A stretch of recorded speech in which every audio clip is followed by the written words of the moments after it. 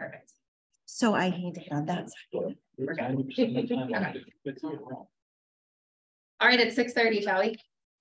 Everyone rise with pledge allegiance.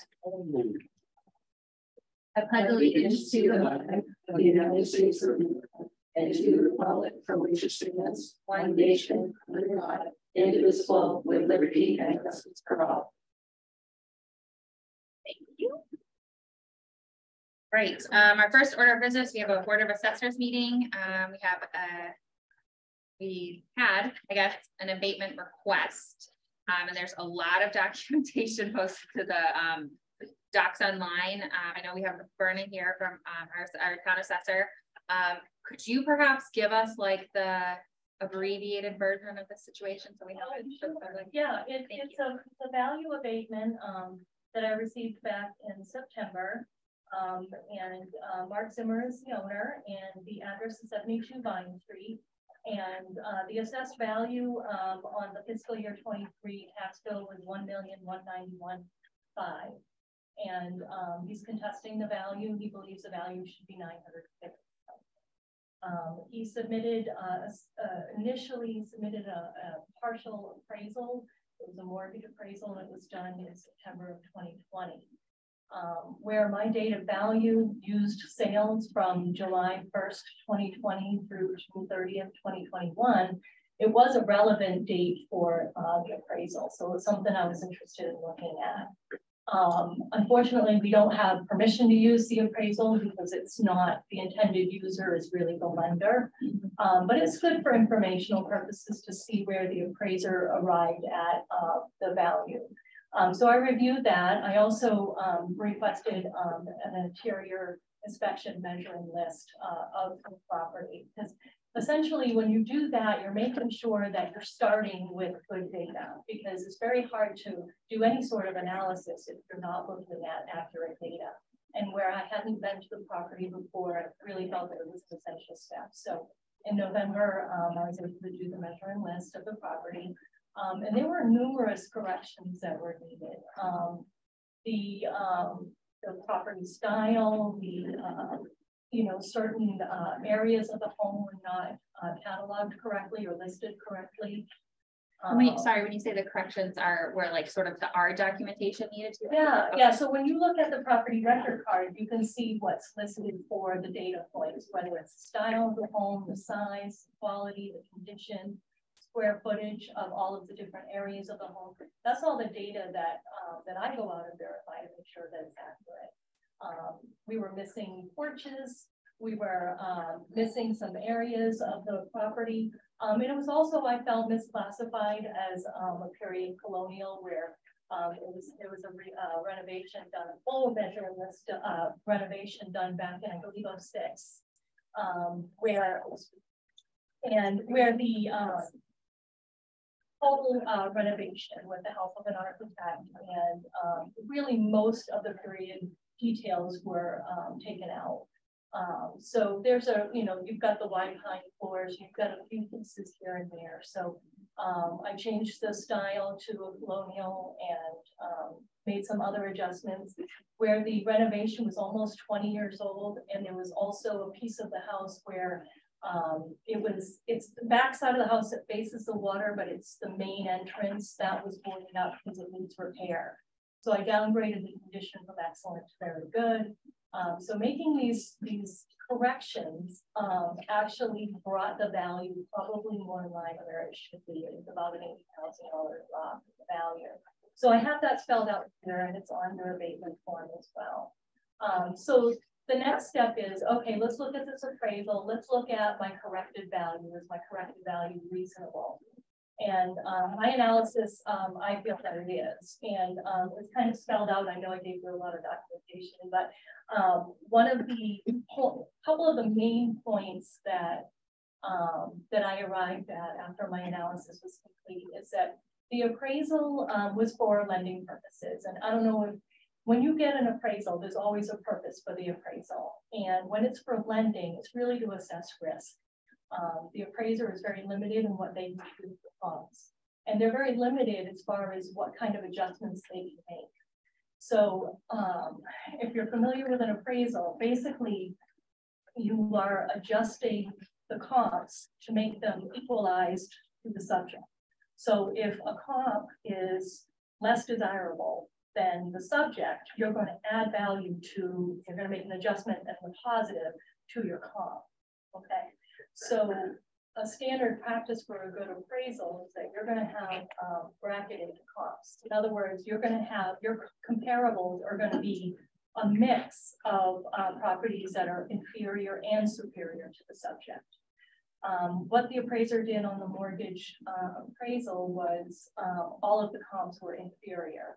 So he made modest adjustments upward on those comps. So you're not really getting a true picture of what this property is worth if you're only using comparables that are inferior. So that was my analysis on the appraisal. So I didn't really rely on the appraisal as much as I could have if it wasn't a mortgage appraisal. The other point was Mark had given us a lot of information in his abatement application as far as comparables within the town. You know, this house is newer, but it's assessed lower. This house is in excellent condition, but it's assessed lower. So I took a look at every single one of those. I wanted to give this, you know, the proper attention. So I looked at all of the comps and I found that, you know, unfortunately, they weren't exactly the way that they were described in his application. So, for example, you look at the question, I don't know what page this is, but this is the spreadsheet that I had done where it takes, you know, the different properties that he had analyzed. So, for example, the first section, these are larger houses in excellent condition, but with a lower value.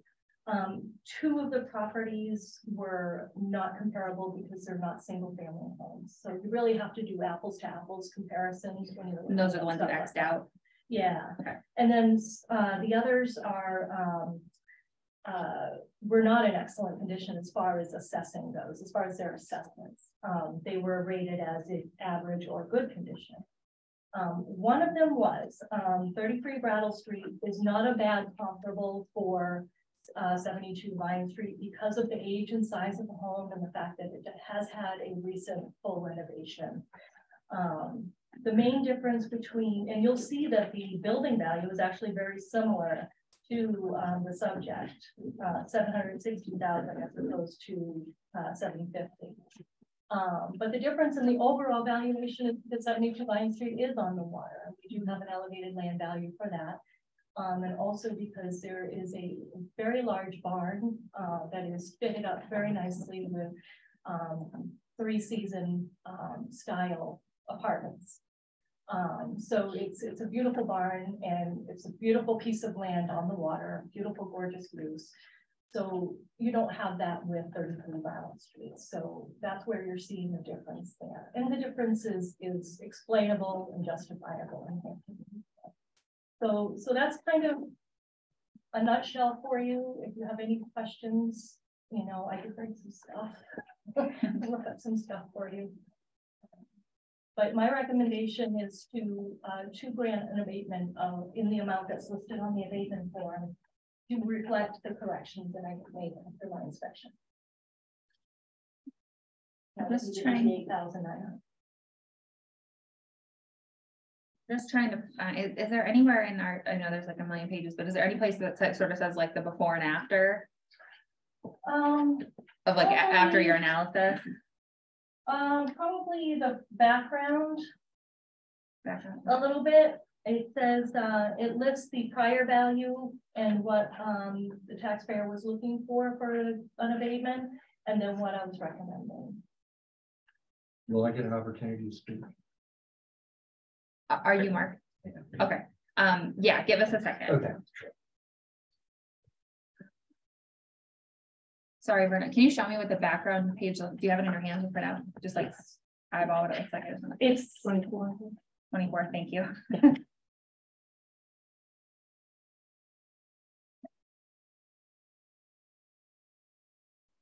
Okay, so I'm just gonna summarize what I heard, correct what was wrong. So the initial assessment was like almost 1.2 million. the request was essentially to bring it back down to 900, 950. And you're essentially agreeing with that, given your. No, I'm saying that the Your assessment should be at 1.1. 102,900. Got it. Yeah. Okay. And so it sounds like after looking at the property in more detail, there was like a little bit of some offsetting changes, like some things we didn't know about that would like increase the value. Like I don't remember specifics, but then other things. So it kind of did this a little bit. And that's very typical, because when you're going out and you're trying to make things accurate, there's always going to be pluses and minuses. You know? And you know, I believe my costing tables do a pretty good job of predicting value. You know, and one of the other points that was made in the abatement application is the amount of increase over last year. I didn't really talk about it initially because it's really not. It's not grounds for an abatement. If you're at your market value where it should be and you are under assessed before,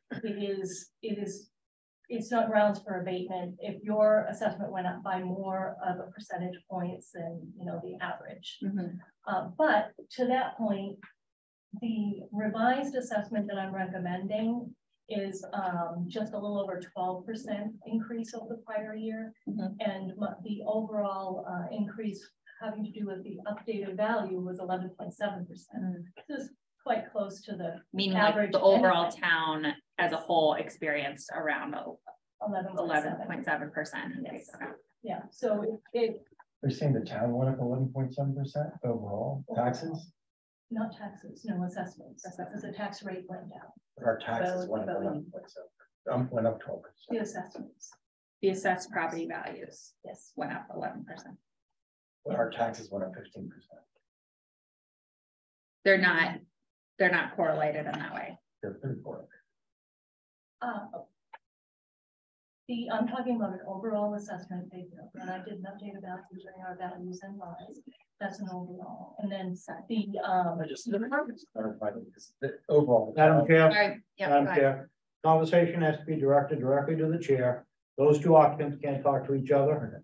According to our policy and procedures, they have to speak directly to the chair, and the chair speaks back to them. Okay. I ask the point of order be followed. Thank you. Did Vernon, did you have anything else you wanted to close out with? I want to give the council a chance to speak, and then Mark, I'll give you an opportunity. right.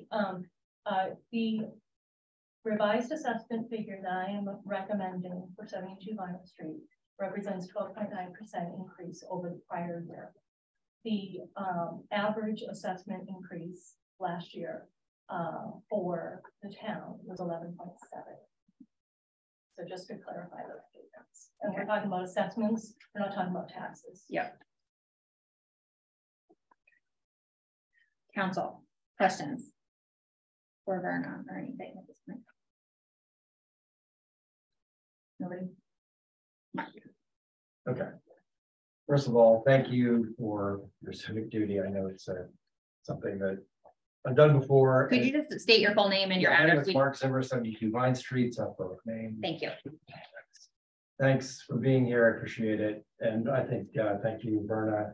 I think she did some hard work there. It was a lot of work. We also did a lot of work. And I think what we came away with feeling and in our analysis, and both my wife and I are math people. I'm a finance math person, quant, and she's an engineer math person, quant. So we're very math centric. We look at the numbers, we look at correlations, we look at optionality, we look at all these things, and this is kind of right up our alley. So some of the things that struck me, I've lived here over 20 years. Probably longer than a lot of you have. I love this town. It's great. It's been good for us. It's been a nice place to grow up. And we all grow up, I guess. But the looking at my taxes going back to the very beginning, when we bought the house, they were X. We got our C of O, they were 2X. So we did all this work that Vern was talking about, and we got a 2X number. 2 years later, they were 4X. So they went from $3,700, now they're at $17,000. This is in 20 years. I know we have a nice house. I'm not arguing it. I think what we're looking for is we're looking for fairness. So we want to be judged equally or comparatively to our peers. And that's what Vern is attempting to do. My complaints are that the methodology and the information is extremely hard to extrapolate. So we have tax cards in our system that are, to me, very difficult to read and have you ever looked at them? Do you know them? Do you understand them? Okay. So I pulled a couple of them because I look at them and Verna came back with some her charts saying, well, this house is in an excellent condition. Well, I don't see where that says that on the tax charts. I used excellent being, that's my opinion, it's excellent. It's not a classification being excellent. So I think we went off on different roads. We did a lot of work and put up 20 comparables that we thought were viable in terms of relational. Our appraisal that has inferior comps, just get there. I believe we have the nicest house or the most highly taxed house in South Berwick. There are no comps. There's no, we're not inferior to anybody. So there wouldn't be any comps even in South Berwick for our house. So it's kind of it's a tough one. I agree. However,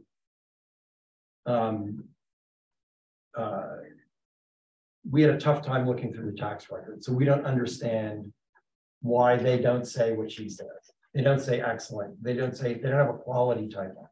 They don't have a condition type on it. They have a neighborhood, I think, on the tax record, but that's it. And then the land use and things like that. And so my goal tonight is, one, I would like you to accept my request, but most importantly, I believe that we need to do a reassessment for South Berwick. From my records, the last time it was done was when I first built my house, so back in 2006, 2007.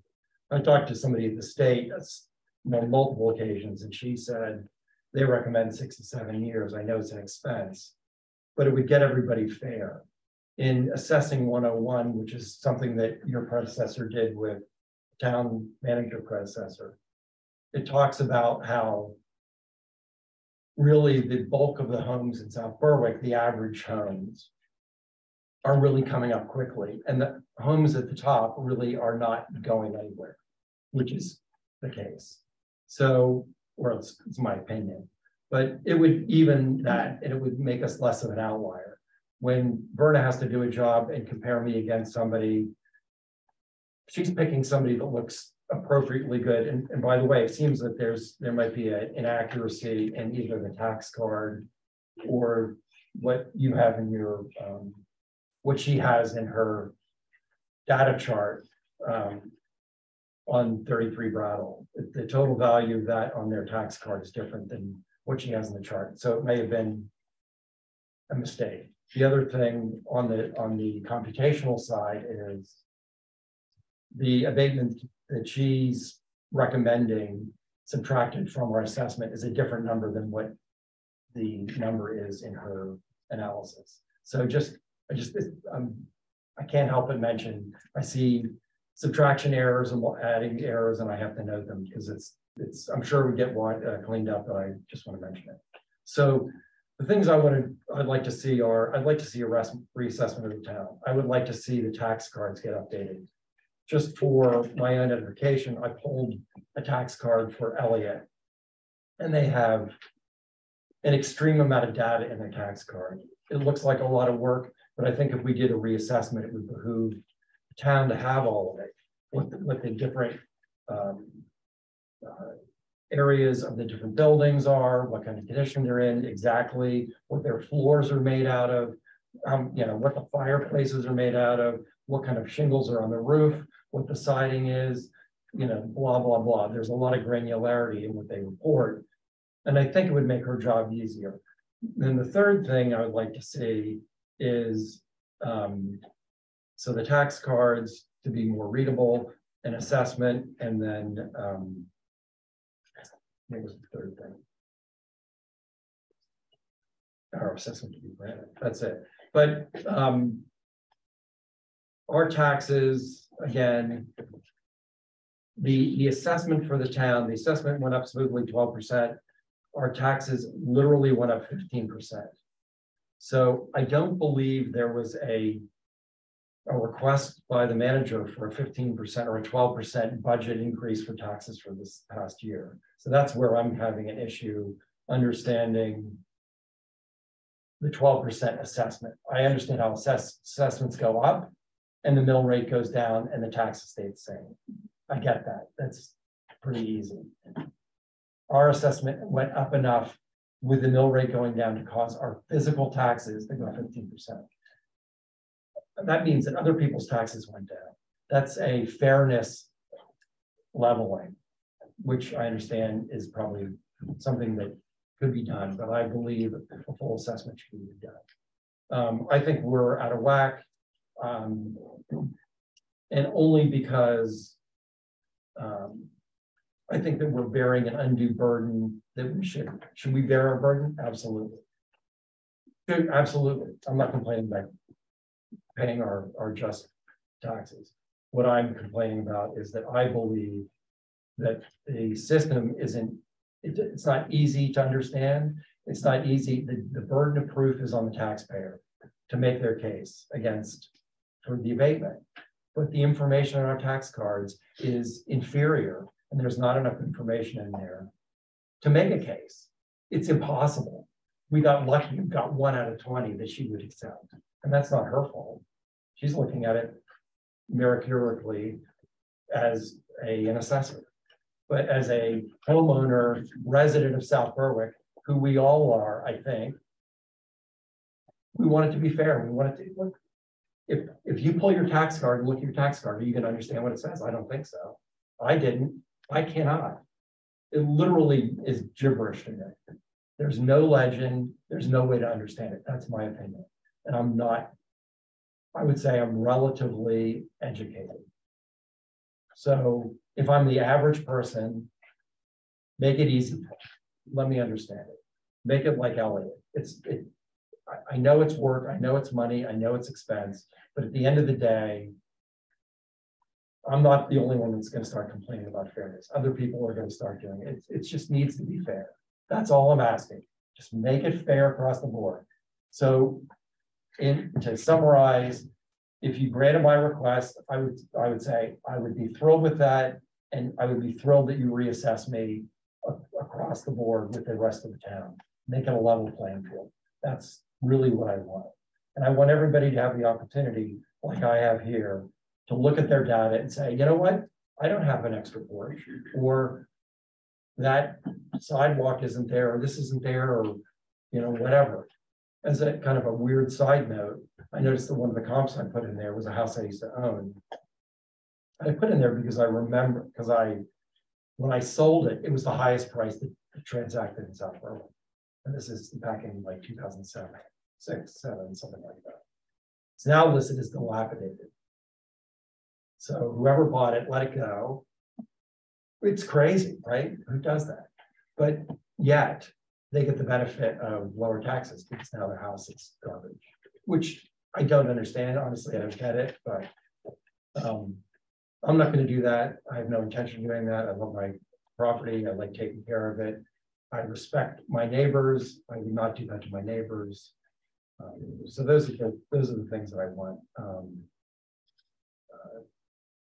And that's it. And thanks for your time. I appreciate it. I have a couple questions, Berna, on the tax card piece. Like, is there I guess I'm surprised to hear that there's differences between towns in terms of what is captured there. I'd love your take on that. Okay. When you say tax card, it's really, I don't think you have tax cards, Mark. I think you have accounts from the online data. Those are not actual tax cards. Okay. If you come to our office, we can print. This is. Yeah, that's not a, yeah, that is a printout from the online data. And I share your concern because the software that we use only puts out some of the data. So we have a tax card that we can print. Anybody can come in and get a printout of their tax card anytime, and it has all the data on it. If anybody has any questions and doesn't know what an abbreviation means, I'm happy to explain it to people. It's fine. That's a common thing with a lot of tax cards, cramming a lot of information on a two-sided piece of paper. But Trio is a software. It's also called the CAMA system, short for Computer Assisted Mass Appraisal. And their online data is not as complete as other companies. Elliott uses Vision Appraisal. I'm very experienced in Vision. It's a lot more expensive. Conversions cost a lot of money, but Vision is a great company, and I've had many years working with the Vision software. They offer to their towns that that they are vendors of the ability to put the actual tax card online, like a PDF of the article. So you do get that information. So we do have the level of detail that you're looking for, that he's looking for. It's just not as online version. Easily accessible as Elliott. Yeah. So appraisers, when they're appraising property in Southborough, they're going to come in and they're going to get a printout of the tax card that has all of that pertinent information that's missing online. Okay, so it doesn't seem like then from a reassessment standpoint, it's not like there's information that is not captured. Correct. But for sure, there's probably some stuff that's out of date. Oh, absolutely. Yeah, and I agree. It's been a long time. I think it's either 2003 or 2006 off the top of my head. I don't remember the last time we did a full measuring list evaluation. So, so that is a challenge when data gets old. Okay. Yeah. Madam Chair. Yes. So just so you know, the state taxation office recommends a full reassessment, reevaluation every 10 years. So we're definitely due for one. Then if the last one, what did you say, 2000? It's either 6 or 3. Either one. We're beyond the 10 years. Yeah, it's definitely past 10 years. Madam Chair, I have copies. So I didn't realize that the tax record card and what's online are substantially different. And what's online is garbage. It's not garbage, it's just incomplete. It doesn't give you any information that's complete. So that's what we prepared our entire 50-page whatever production with. If it's not online, what good is it?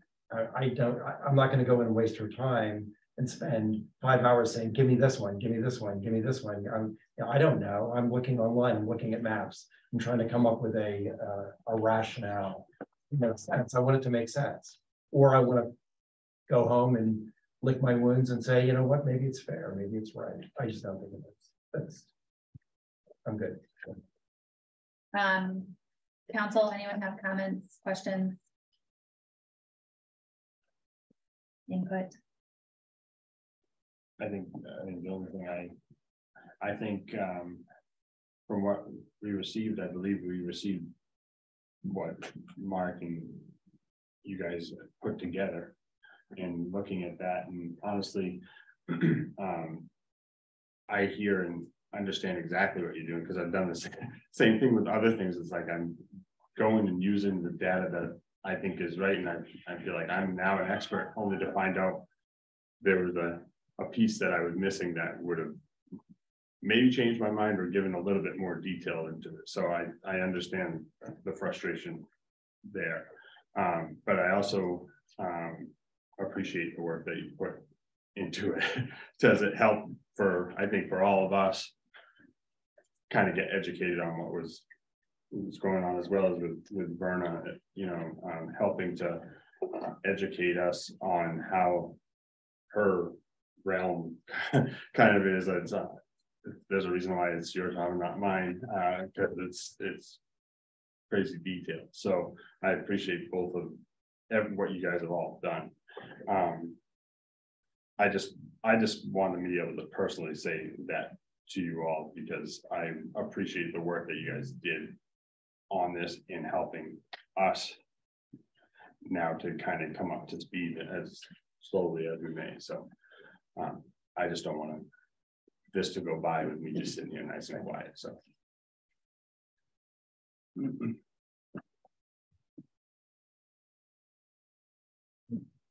Okay, I just want to restate the situation. So the previously, the property value was 1.191500. You all requested, Mark Zimmer, you requested to bring that value down to 950,000. Verna did some analysis, our assessor did some analysis and came back with adjusting that to 1.102900, correct? Okay. All right. Oh yeah, except that there's a additional error there. He gave us 88 something, and it's actually the math would be if you just subtract it from our. Oh yes, I think you're right. There's a 300. It's just it's a $300. Yeah. Okay. It's just whatever. That's okay. Sorry. What so the value abated should be based on Verna, based on your recommendation, the value abated should be adjusted to 88,600? Yes. 88,600, okay. Thank you. And then the tax would then adjust accordingly. Based on whatever that is. I don't know if you can do the math for us. I'm just double checking one figure for you now. Thank you. I'll make sure I didn't take all one of them.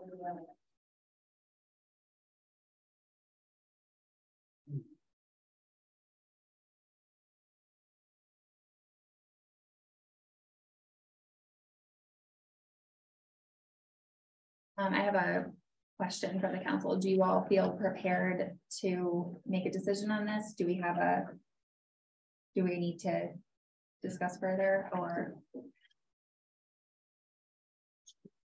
So what's the next step? Either. If we grant the 88.6, it's nowhere near what Mark's asking for. Mm-hmm. What's the next step from that? Because if we grant it, we can grant it tonight, but I truly don't think that's going to make everybody in the room happy.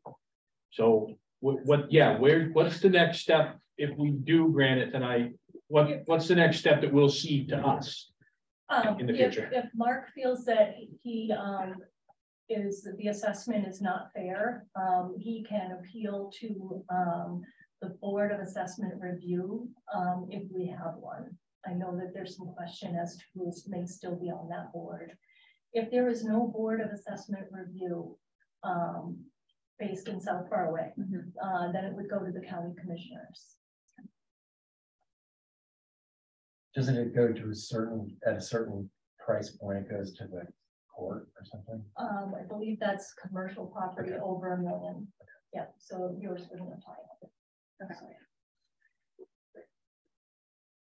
So any taxpayer has that right with any abatement process if they disagree with the assessor, whether or not it's the Board of Assessors making a decision or me, they would have the right to take that appeal further. All right. I will go ahead and offer them. Oh, go ahead. Just a follow up on that, if I could, Verna. Yeah. So no matter how we vote on this, doesn't change anything, any of Zimmer's options, correct? Whether we vote in favor to grant the abatement, it doesn't matter. He can still choose to go to the Board of Review, whether it's here or the county. Yes, if he disagrees with your decision, you can take it further. Yes, absolutely. I just want to make sure we're not locking him, preventing anything by taking a vote. Wouldn't make me happy, but I mean, I think an option. So I think the options for us, keep me honest, is we could accept the abatement as requested in the amount of 250,000. We could accept the abatement as recommended, I'll call it, in the amount of 88,000, or we could take no action. Take no action. Those are kind of, I think, our three options. Yes. All right. Well, so if you take no action, you'd have to actually deny it. Yes, deny it. Thank you. All right, I will go ahead and offer up a motion, and then perhaps we can each have we can have some discussion on this. So I'll offer up a motion to grant, I'm sorry, let me get to the right. Here. Okay. Revised numbers. Thank you. Oh, cool, thank you. Yeah. Sorry, I'm struggling with all of the pages, obviously. I lost it. All right, so I'll offer up a motion and we can discuss. So a motion, offer up a motion to grant an abatement for 72 Vine Street in the amount of $88,600, which would then result in a tax abatement of $1,288.24. Is that sufficient for a motion? Okay, I have a motion on the table. Second, okay, discussion. Does anyone have anything they want to that was a walkthrough, like all of the data is up to date as of November.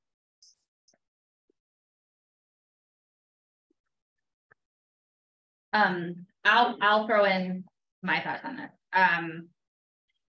To me, I think the fact that our town on average went up an average of 11.7%, and then the adjusted assessment, Verna, right? The new number 1.102 is 12.9 increase, right?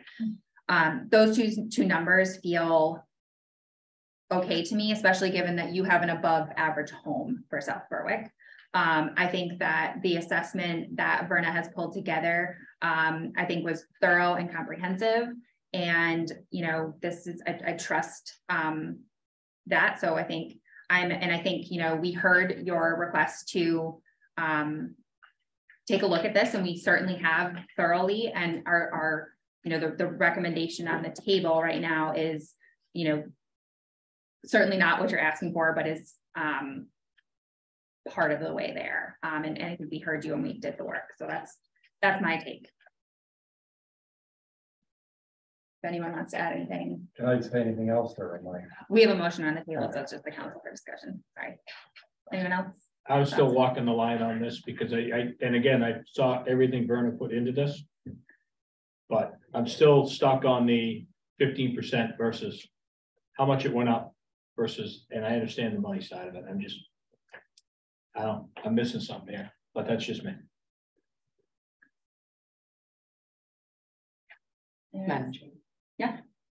Mark, I completely empathize with you in the situation that you're in. I live in a 750 square foot house and I've lived in South Berwick for almost 50 years, owned a home for 20. And when my husband and I played the do we rent versus buy game, you know, when we were in our early 20s, when you're paying $400 for rent, but could own a home for $700 a month, it was a no-brainer. Now my mortgage is doubled because my taxes are escrowed into my mortgage.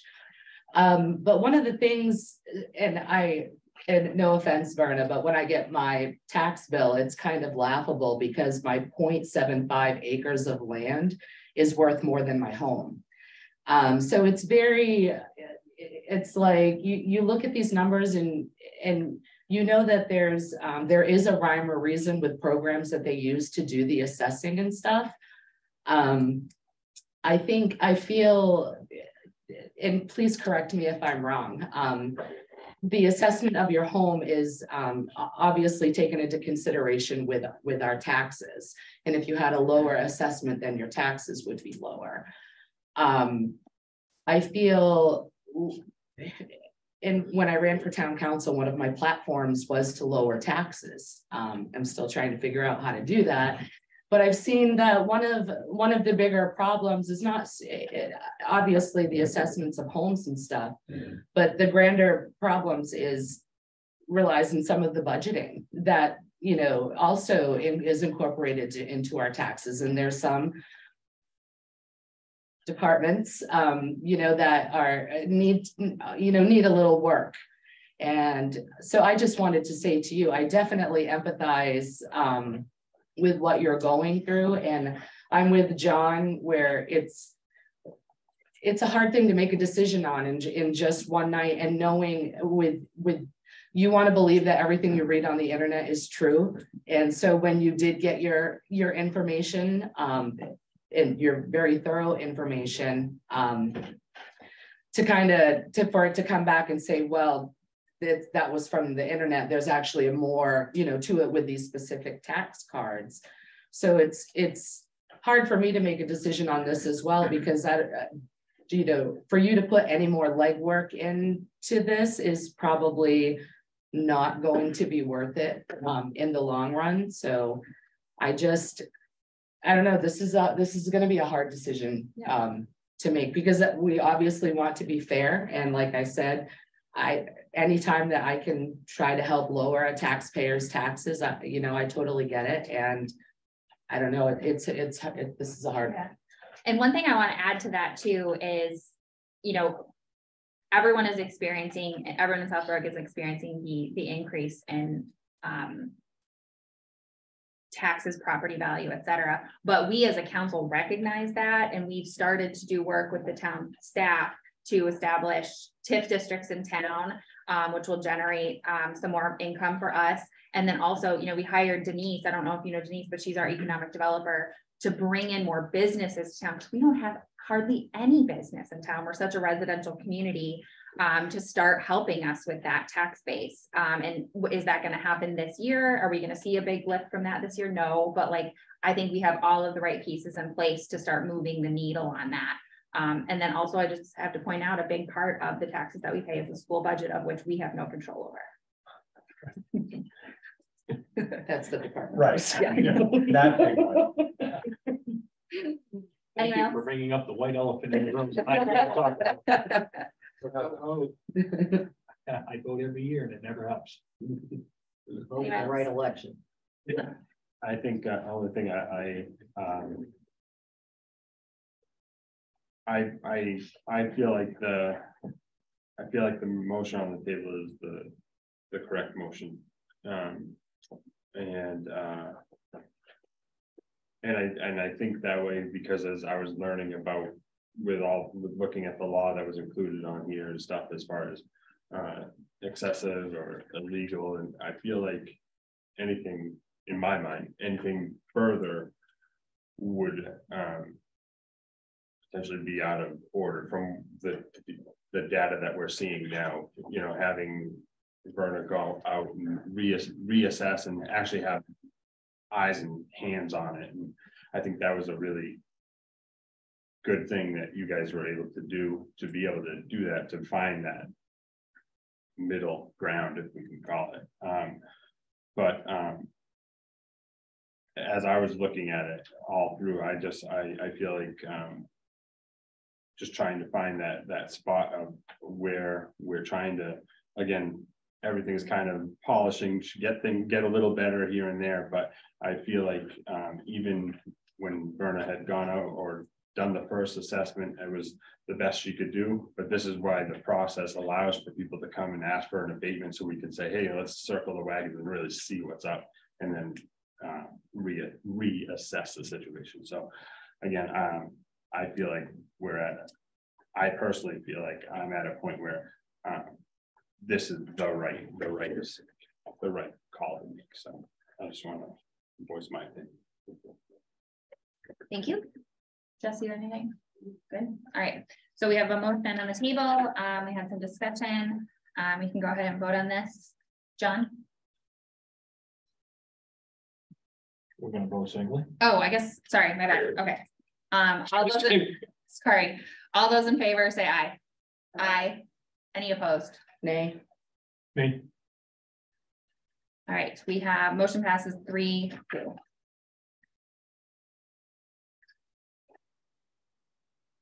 Right, that wraps up our Board of Assessors meeting. Thanks for coming in. Thank you. Thanks. All right. We have 5 counselors present. We have many of the staff present here this evening. Verna, thank you. Let's move into our business. Approval of minutes from several things from the 27th. Any, for the public hearing, the first public hearing, sorry, from the 27th, any edits from anybody on that one?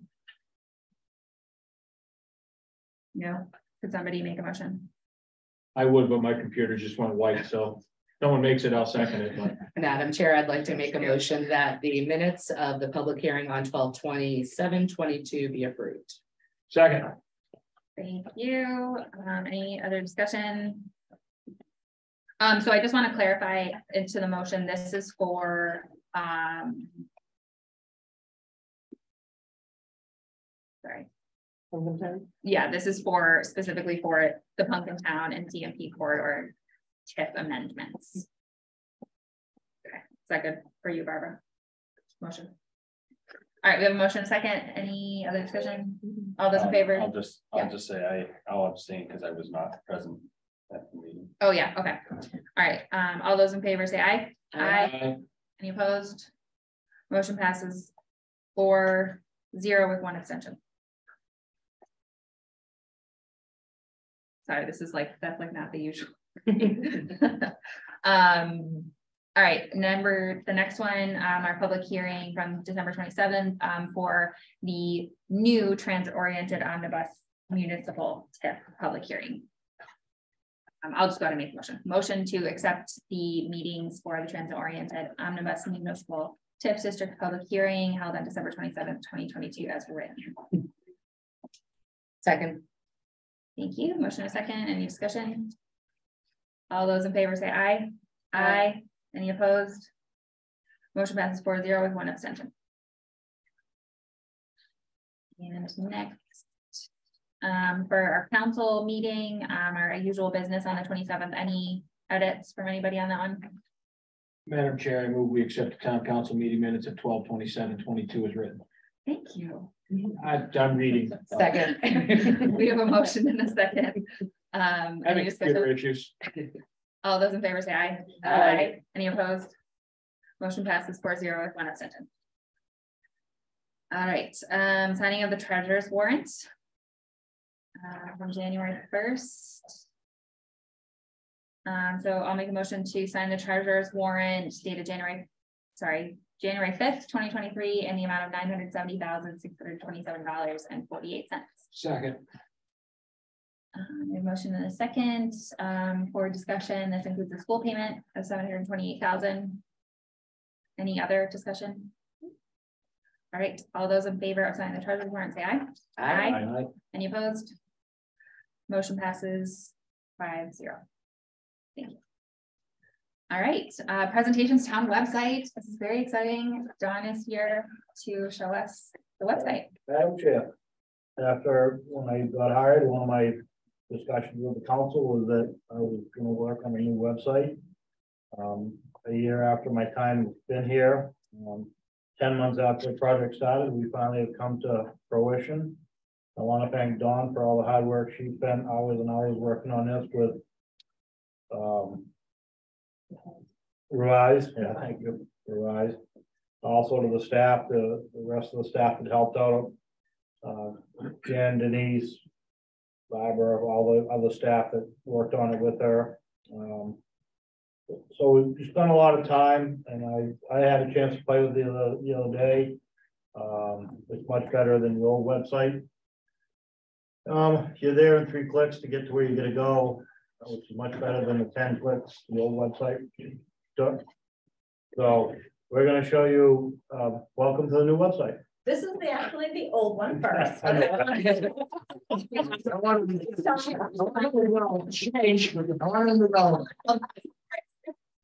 do we get that box to go away? Is that on the owl? Yeah. Minimize. Yeah, well, I'm gonna say, 'cause I cleared Can it somebody online. go and click the skinny bar?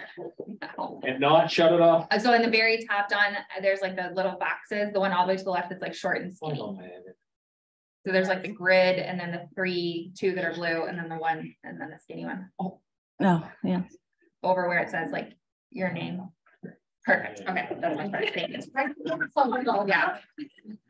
You know what? I have a stylus that I'm gonna leave here on this pen that might help.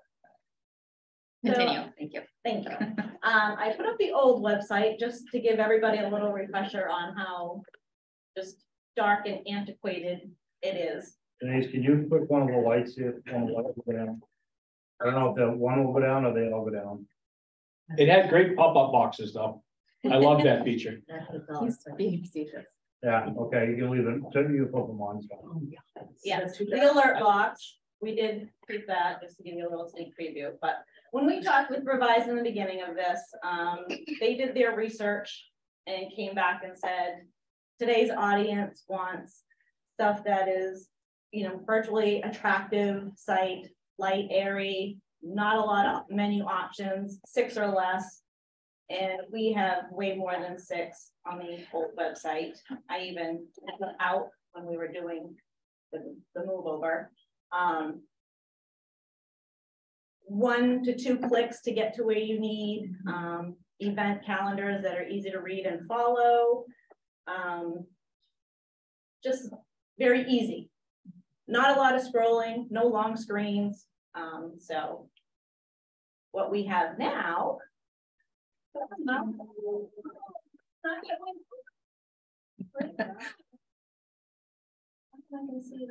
we go. All right. Ready? So this is our new website. You can actually see the aerial picture a lot better. And this, then we actually have this on the old site, and I had a few non-coworkers look at it, be like, "Oh, I didn't even know you had the same picture." So obviously our main menu. Shoot, we can't see. Just scroll down. Well, our main menu, the Benga menu here at the top. This is going to be on every page as you scroll through the website. Oh, cool. That is a constant. So you'll have your 6 menus. What you can't see over in this corner is our YouTube channel link. So there's a quick link to the town council site. There's also a spot where you can change language, and then the search feature. On the stylus thing then? Yeah. See if I can figure That this might out. help me. So behind the little boxes says talking, there's a YouTube thing. Okay. And because she started. Oh, there you go. Oh, there you go. Symbol.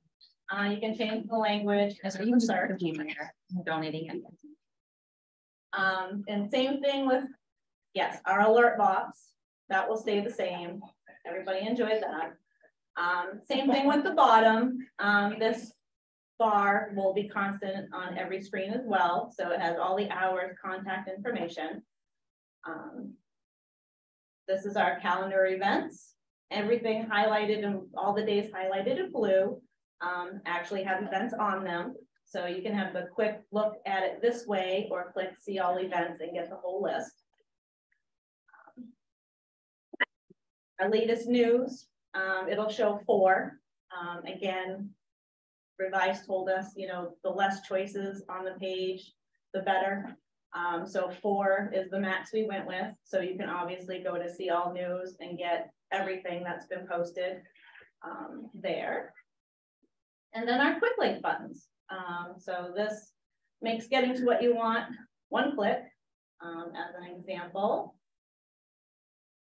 Oh. Just so you know, the internet's down. Yeah. Yeah. It is. We might have lost them. We might have lost them.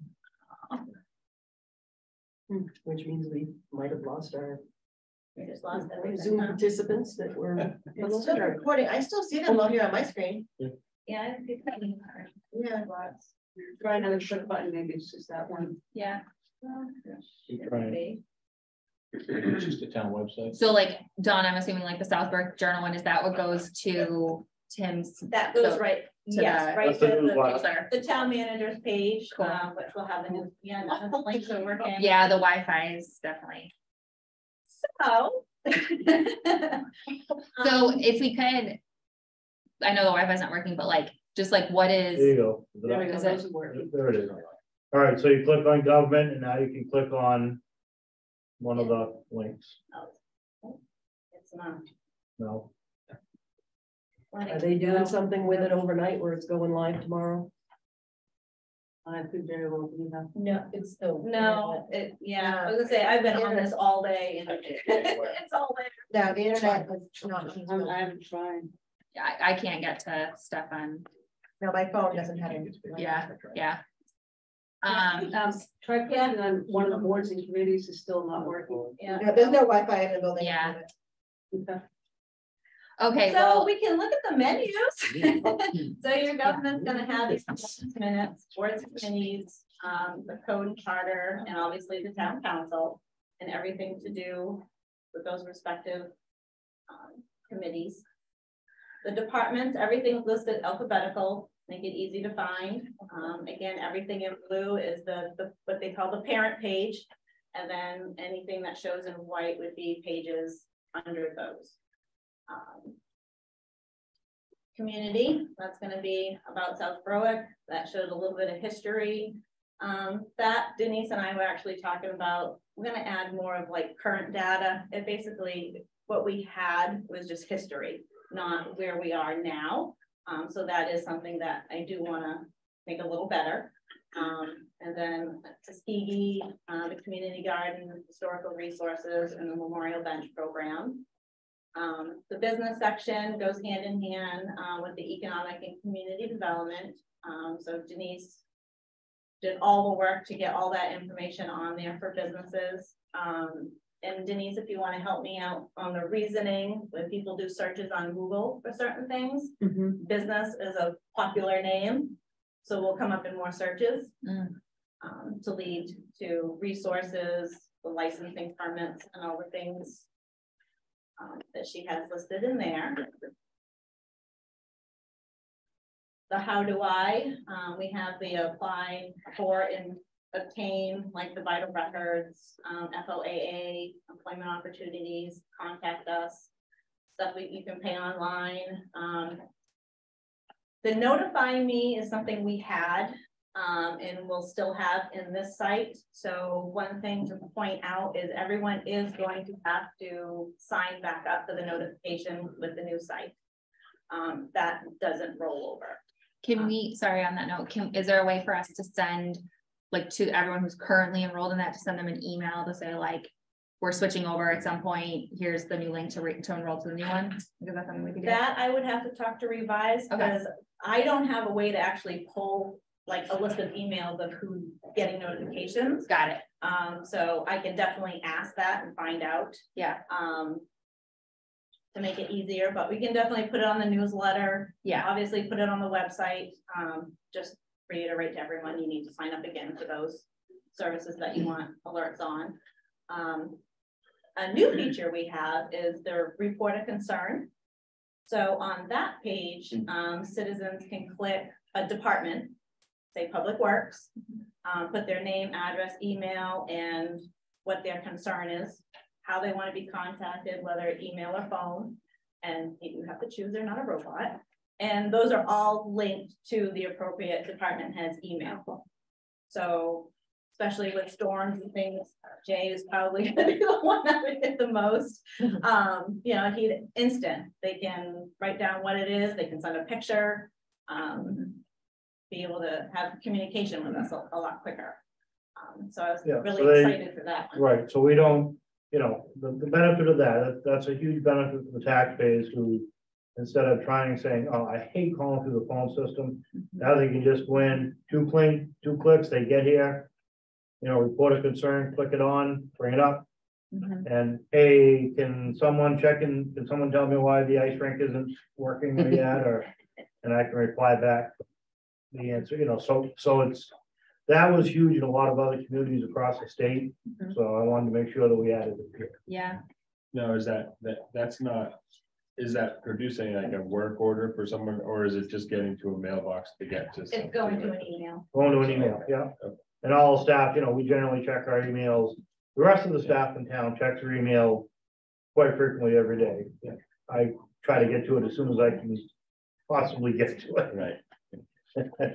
Within the first 20 hours of the day.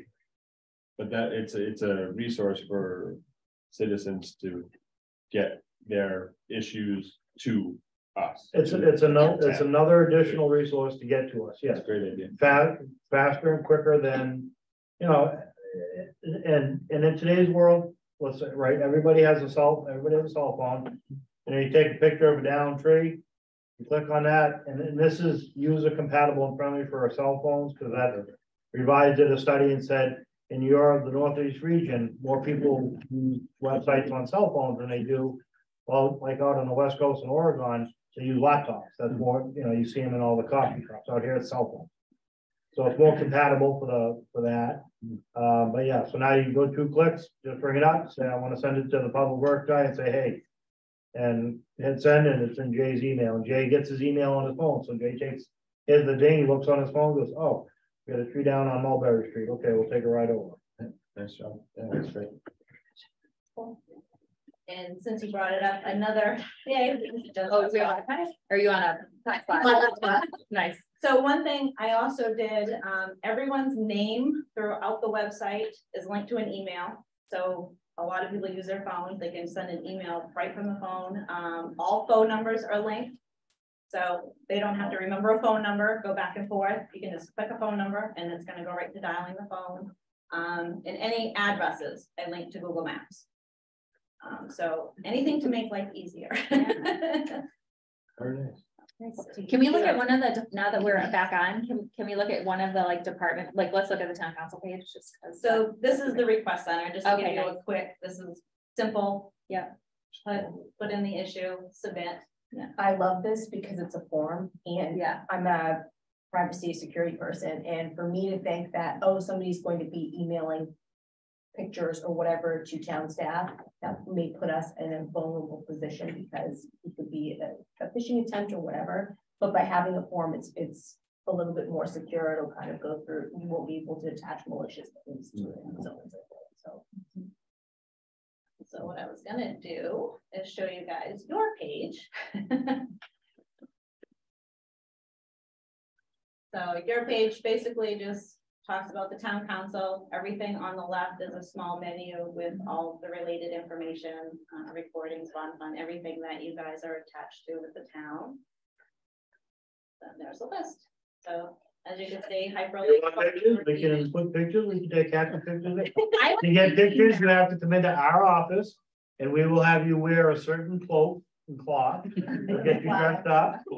John recommended, he didn't really want to do it, but I was thinking like not even just for the council, but for like all, I feel like, but I felt like I was gonna get a groan in response to that. But like, I mean, I do feel like this is fabulous. And like, I know I'm like just making suggestions. That's because I think like the base of this is so great. But like, I do think pictures sometimes like go a long way, especially for more so for you guys, I think more than anything, like for people coming into town. So I don't know, that's up to you. I'm not sure in today's climate I'm not sure in today's climate, I would really be hesitant to put employee staff on in public. Okay. I'm sorry, I'm just. No, that's fair. There are a lot of crazies in the world and they go fishing and they start looking. True. Not that they can't find us anyway, but Barbara might not want her face on, Yeah. I was trying to get mine. Yeah, I figured that there would be some grumble. Well, John, you're already post offices anyway. It is, and that's the only place it needs to be. By the way, the internet's back up. Yeah. Oh. So, is there anything else you want to show them? Well, I just wanted to show them some of the differences. I'll use.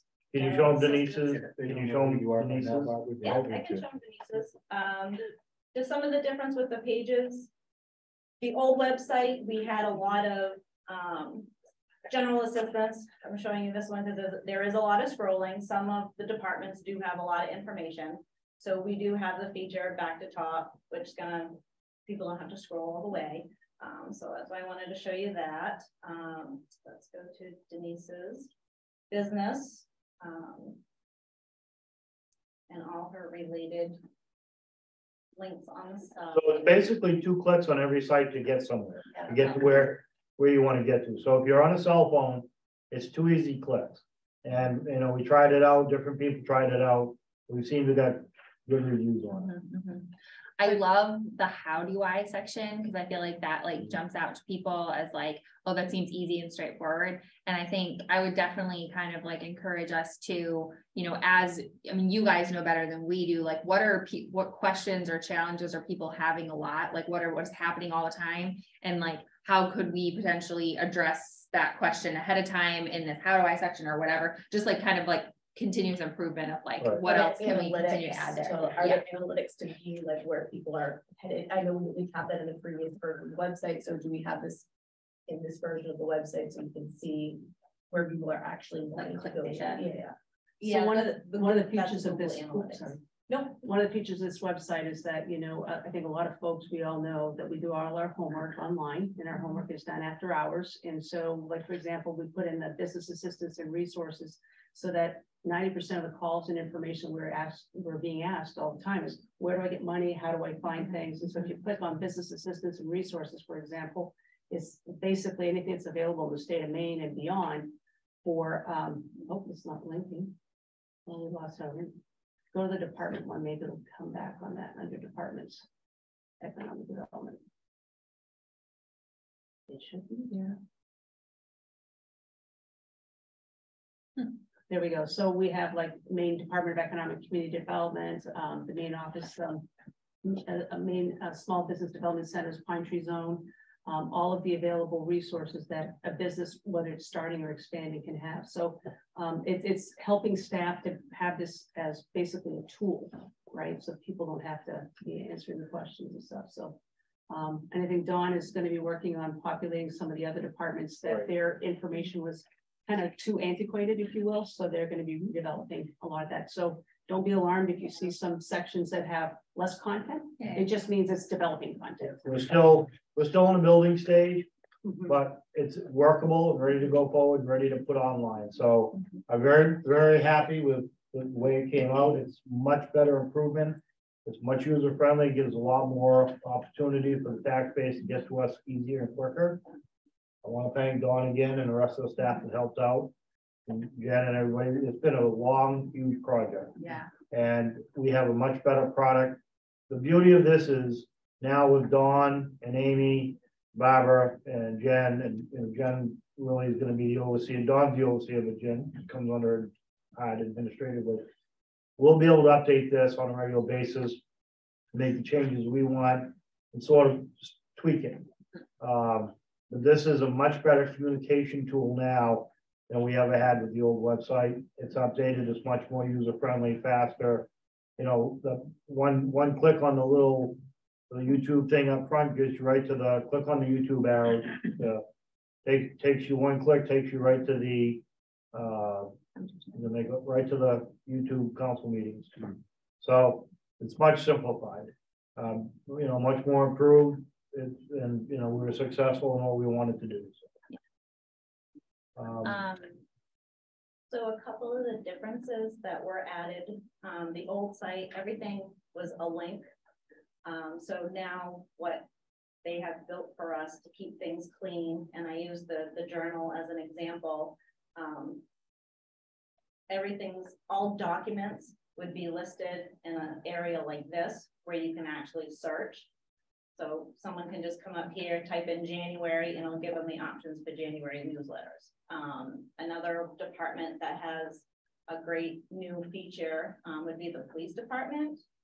They had a lot of information, and that was transformed into a fax page, FAQs, which they PD, their badge, their mission statement, and down at the bottom, it's scrolling so different.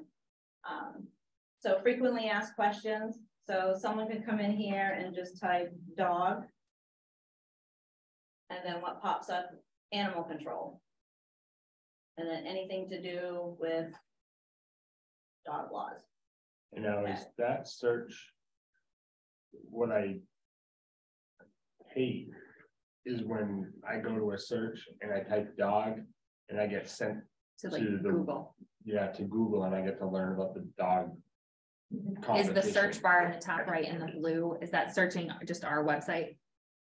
Where I typed, yes, this is our website. Yeah, yes. Just it's not going to go out. Great. It's searching the website for what you're looking for. Yeah, yeah. That would be really handy. That because the old one, the search bar is deceiving, right? Because you search and it takes you to Bing or whatever. Right. What about our meetings? What does that look like? I'm sorry. What is what is our agenda, like, we're all looking at our agendas and. Yeah, like our agendas or are the town council agendas and minutes and stuff organized? So they are, you can either go right through town council, or there's a whole page for agendas and minutes, and then you can choose what board or committee that you want to get. So if you go back. So. You got agendas and minutes on the side menu.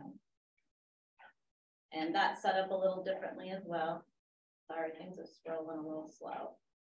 So in one line, you'll have your agendas, minutes, and the more is all the supporting documents. Cool. So 2 or 3 clicks and you're there. Yeah. Yeah, that's awesome. Much more streamlined. Yeah. Is the domain name the same? It will be. Right now, what you're looking at is a CMS6. Yes. That's because we're still, Okay. we're not live yet. Yeah. She actually called me yesterday from Mary from Revise to verify we're keeping the same URL. Yes, we are. Another major thing that we did, the library actually had their own site, not even through, it was from Friends of the Library helped them. They have a site right off ours. It's called a sub-site. So it is built and looks just like ours, but it's all pertaining to that.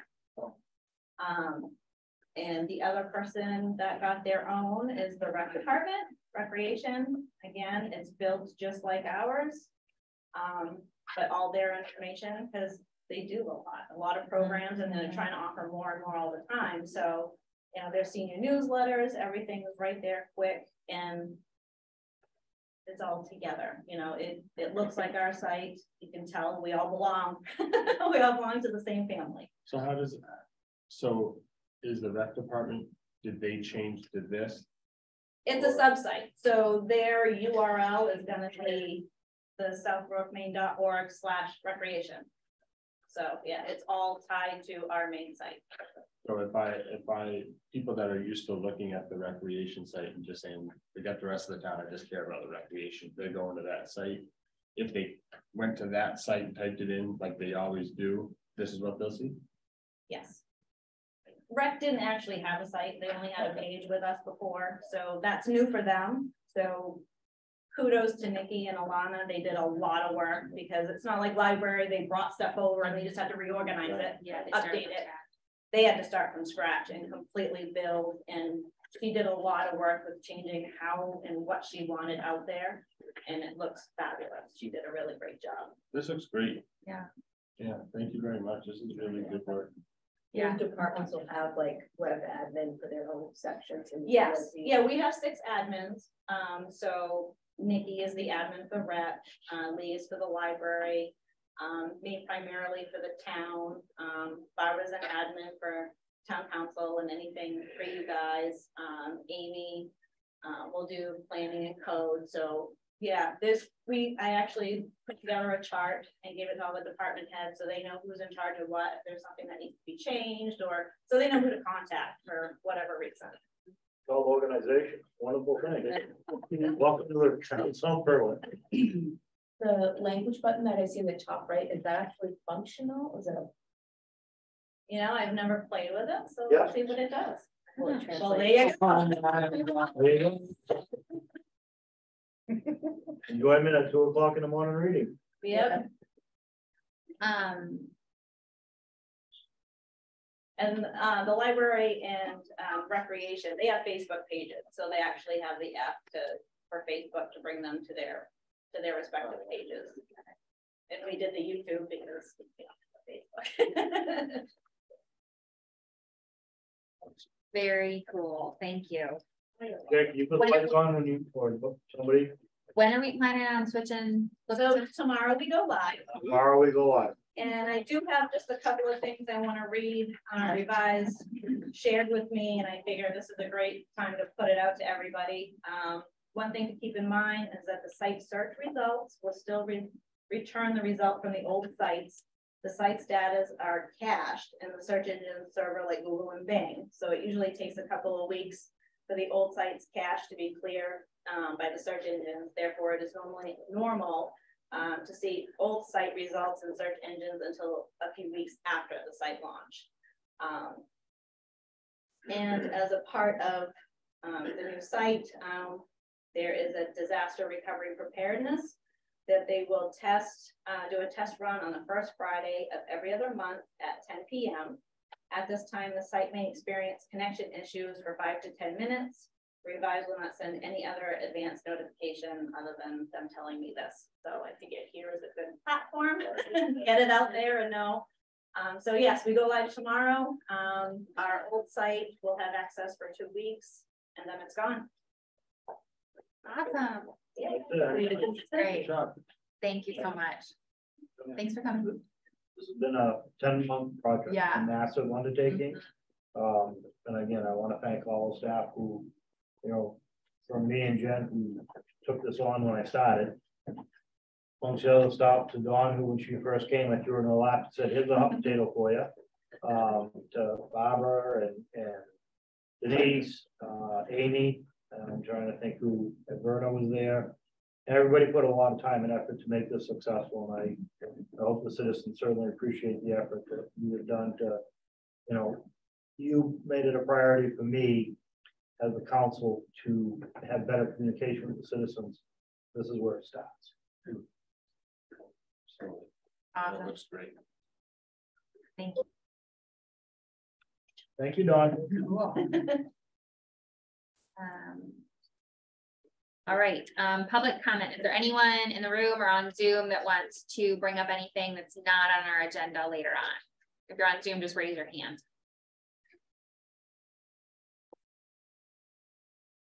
All right, no public comment. And it looks like we don't have any unfinished business. So moving on to new business. At our last meeting, we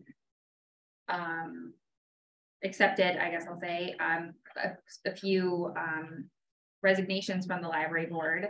So super excited to see that we have 3 new applicants for the library board. I know that we have Perrin on Zoom and Eric, and are you Eric? No? Sure. Karen. Oh, you're Eric. Okay. So we have Eric Gagne, Perrin Chick, and I'm sorry, what's your name? Kara. Kara, thank you. Kara Maxfield Federhoff. Thank you. We don't normally have multiples at a time, so bear with me.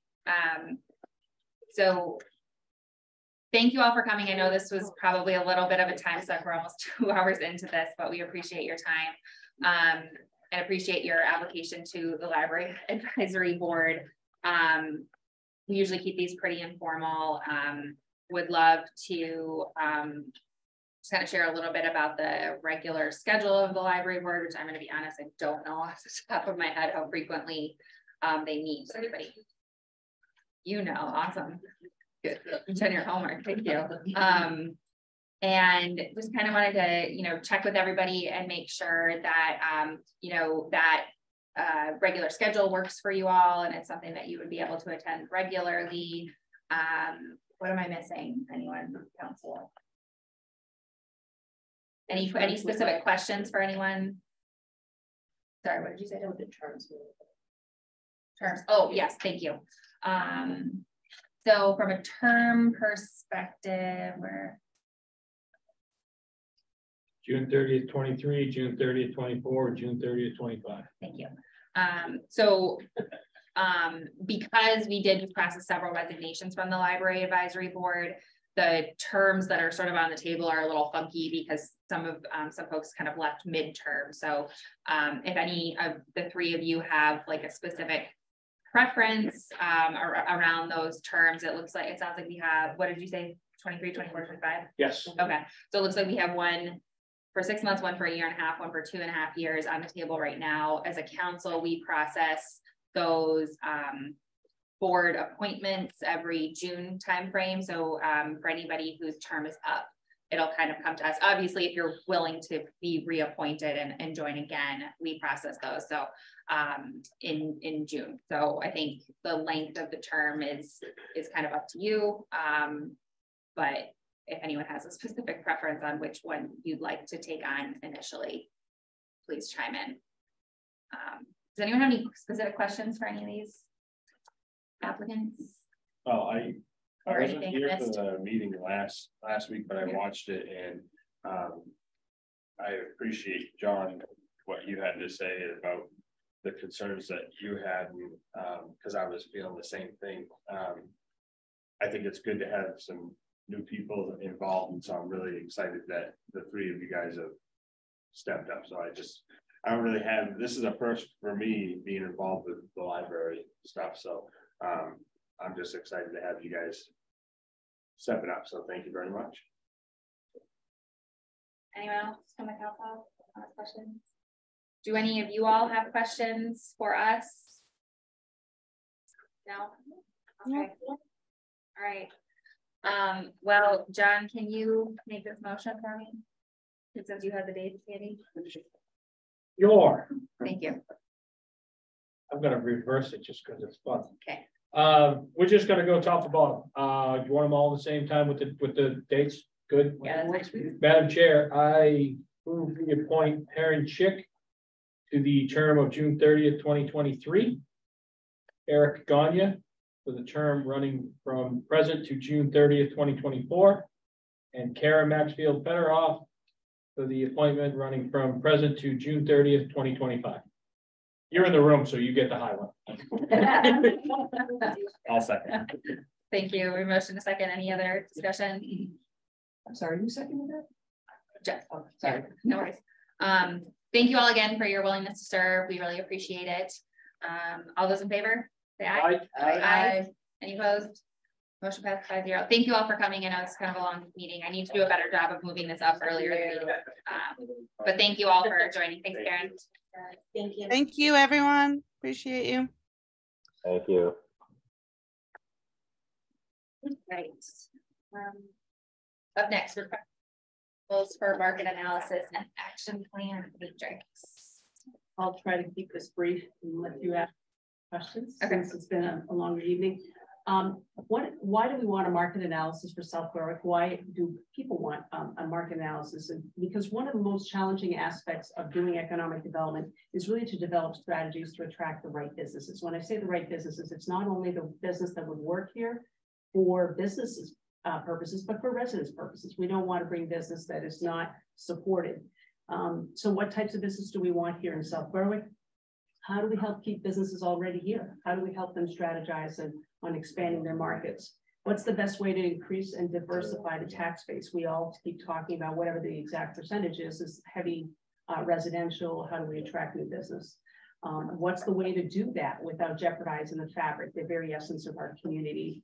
And how do we do this? You'll hear this said by me on many occasions. In fact, I might get a dartboard from my office. There's a lot of people who use the dartboard approach to anything, much less business development. You know, if I hit the bullseye, that's great. If I miss the mark, have a lot of holes in the wall, we've missed our mark. And so why do we want to do that? And so the answer to that is to actually do and conduct a market analysis to guide our future for business development and commercial, and to also address workforce issues and housing needs. And to attract appropriate and targeted businesses. We just don't want anybody here. And we want to be able to make sure that it supports within the comp plan goals and the town council's goals, and help to guide our economic development strategic plan, and to promote our town as a great place to live, work, and play in.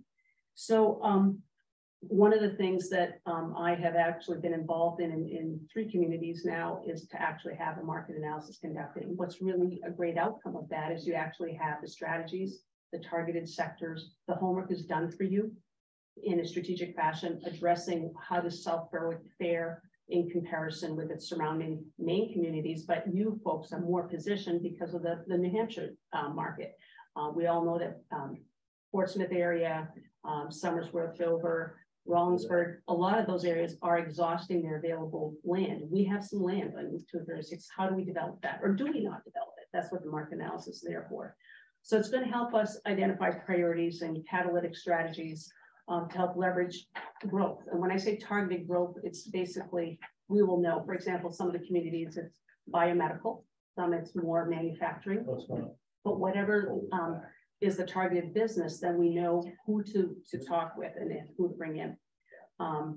So essentially that's what it is. And I gave you the detailed outcomes and a lot more information that you needed, which is essentially part of an RFP that would be out there. but they're going to take a look at the current demographics. They're going to take a look at how our market is growing or contracting on a regional level. It's no secret that a lot of you folks shop in New Hampshire for your consumables and retail. And what is the market leakage? What can we do to attract more businesses here? And what are our opportunity areas? And one of the things that I just stated as a department head, we're working right now with 4 businesses. One of them is not confidential. It's PKS Woodworks. It's located from New Hampshire to Punkintown. It's a 7,200 square foot building of high-end cabinetry, custom designed furniture. And one of them is a significant project to be determined on Route 236 existing property owner. And another one is that we're meeting with them tomorrow morning, relocation in the greater area. And I'm just going to say that. But all of these folks, absent a market analysis, especially the one on Route 236, is more concerned with what's going to work, what can I do, and that sort of thing. So when you have that ability to have that information, you can actually provide that. Number one. And number two is when you start prioritizing how you spend your TIP dollars and how you spend other infrastructure improvements within the town. That all helps identify it. It's basically the precursor to a downtown plan. It's a precursor to the TIP district. So I didn't bring an example of one. I should have probably included a link to a couple of communities, but it actually helps you design an implementation plan. So it's not a shelf dust collector document. It's more of an implementation plan. Yeah. So then we would obviously, if we send out the RFP, if you prove that, we would come back to you for the exact funding. The range in these projects are generally about $25,000 to $30,000, and you can get a pretty robust plan for that. So just throwing that out there. From a budgeting standpoint, 25,000 to 30,000, that would be something that would this hit our current fiscal year or next fiscal year? It would be the current out of the TIP. So the current out of the TIP. Okay. Correct. Okay. So it's not funded out of the general fund. Okay. So from a funding standpoint, it's not a right big concern because we have the money. Correct. Okay. And with the paperwork I sent to everyone last Friday for the December numbers, the TIP balance as of the end of December is $1,281,000. Okay. Okay. How much have we spent this year out of the TIP? Or incidentals, if you will? Well, for Denise's salary, for planning salary for the time that we had it in expenses, the traffic study was a huge piece of this. Yep. Almost 85,000. Okay. And as far as the regular budgetary items, legal fees. Yeah, we have legal fees, and other than that, we haven't really spent anything. Yeah. So how much do we hope to? What do we anticipate for revenue from the TIF next year? So when we did the TIF application, the calculations were done on current numbers, and it's slightly over 400,000, like 401. But we anticipate that to grow and to at least 500,000. And then there's the $20 million investment in the CMP quarter that's going to generate X amount more. So conservatively, we're looking at about 500 or 550 going into it, and potentially more a year. Yeah, and that's before the build. So. Right. And so, and Jen and I talked and within the budget process toward the end of it, I'm going to work with Jen. We're going to develop what I've done in the other communities is to actually develop a 3 to 5 year outlook. And so we're making sure that we're not spending 100% of what's coming in, but that we're also spending it down. Because the other thing with the TIF is if you have 1.1, it also tells you that you haven't spent it. Right. And so, what are we going to use that on, and what are earmarked projects? But we're going to be discussing that as we work through the budget process. Similar to what we talked about the CIP, where we have a plan to send it down. The principals provide for them. Perfect. Okay. Anyone have any questions for staff? Yeah. Just like how long would the market analysis take if once it goes out for? The really great thing about in normal is about 3 months, but you folks have already exhausted a good amount of questions through your comp plan, right? And so the next question would be more strategic economic development questions. And so that should be turned around in no time at all. So I'm going to say 3 months tops, ideally, probably 2 months. because a lot of the data has already been driven. For that reason, because we got a lot of the data that's more current because of the comp plan, does that affect our price at all? Like, do we think? No, because what they're going to do is spend more time analyzing and strategically putting through our direction. Because one of the other things is most communities have had some semblance of strategy for economic development. You folks are bringing that forward now. So it's basically from scratch. Got it. Okay. For lack of a better word. I didn't mean to say it that way, but. Questions? I think, just for not knowing how it all works, you know, we're right close to New Hampshire, but we are Maine. How do we, what are the proposal, the ask is for us to, you know, grant this and we'll hear after you guys select it. So after you guys select it. No, they're gonna go get 3 bids, right? And bring them back to us. Okay. Yeah. So that's right. That's how it works. You're gonna go get 3 bids. Yeah. Yeah. Okay.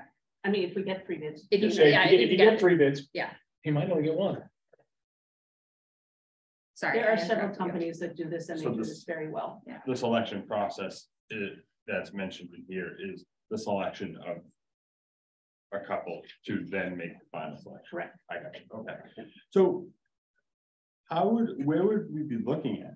And again, like, I'm sure like you and I have talked about like people not even being willing or able to chime in on this proposal, to make a proposal. Would we be talking to companies that are up in Augusta or down in Boston or All of the above. SMPDC? All of the above. All of the above. And the most competitive, you know, obviously the RFP, you know, and I have the draft pretty much ready to go, but the bulk of it's right in here. The only thing I didn't put in here is selection criteria, because that's part of the RFP. Our businesses, our companies have had extensive experience doing this in Maine, in New Hampshire, and Vermont. There's a couple of companies right now that come to mind, and they're based out of New York, but their principals are primarily in the Boston and Maine area.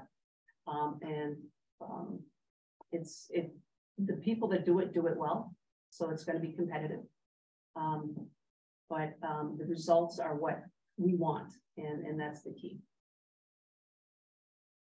Right, so this will benefit us by streamlining businesses that will want to come to town, that know that they can be successful, because we don't want to bring a business in that's going to falter in 3 years and close their doors. It would help us, it would help the community. We want long-term, long-range planning, and that's what this centers around. Is finding businesses and attracting businesses and letting people know, no, you know, a big box store doesn't fit. That's not what we want. So this will tell us the ones that will fit and give us those better answers. That it's not all marijuana stuff. But it's this, it's that. And part of the RFP too, thank you, Tim, is also talking about, and I didn't get into the deep weeds of the mechanics about this, but it's equally and as much important to talk to businesses that are here for retention, and not to bring businesses that are competing against, and they're more complementary. See, and so I didn't talk about that too much in here, but it's really a big part of that as well. You know, and that's the part that the comp plan really didn't address. It's more land use versus this is more, let's talk to the Main Street businesses, let's talk to existing businesses. What are some of your supply chain needs that you're not getting? So if somebody's got a really serious supply chain problem and I can attract that business here in this area, you know, that's a win-win situation. Some of the communities are, you know, and there were surprises in heavy duty manufacturing, industrial, and they wanted biomedical. And so all of a sudden that's an up and coming sector. And I would think without doing the data that this area would be very ripe for that area because of what's going on in the medical field in New Hampshire and in the Boston area, people looking to locate. So it's all of the above, but the important part is to have a strategy behind it. That's good. Any other comments? Questions? Yeah, just kind of asking, I was asking about the timeline because we're going through the comprehensive plan process and it just feels as though we need to get the tools at hand. So once the comp plan is kind of cemented, we can then take off running and we can make sure that we have everything in line for businesses to come here and apply for grant funding and so on and so forth. And there's direction from the community on what we want to see here. So I am I'm just kind of putting the comp plan hat on that. I think this is the time to really consider this. Agreed. And just for my clarification, this is a South Berwick, Yes, not just the tip district corridors. It's totally all self-mowing, taken the out. entire, exactly. Love it, thank you. All right, I'll offer up a motion to authorize the town manager to send out an RFP for the market analysis and action plan matrix to be funded from the County Town TIP district. I'll second. Any other discussion? All those in favor say aye. Aye. Any opposed? Motion passes 5-0. Thank you, folks. Thank for you. your support. Thank you. You don't need me for anything else. No, thank you very much. Thanks, James. Have a good night. You too. Jen, your turn.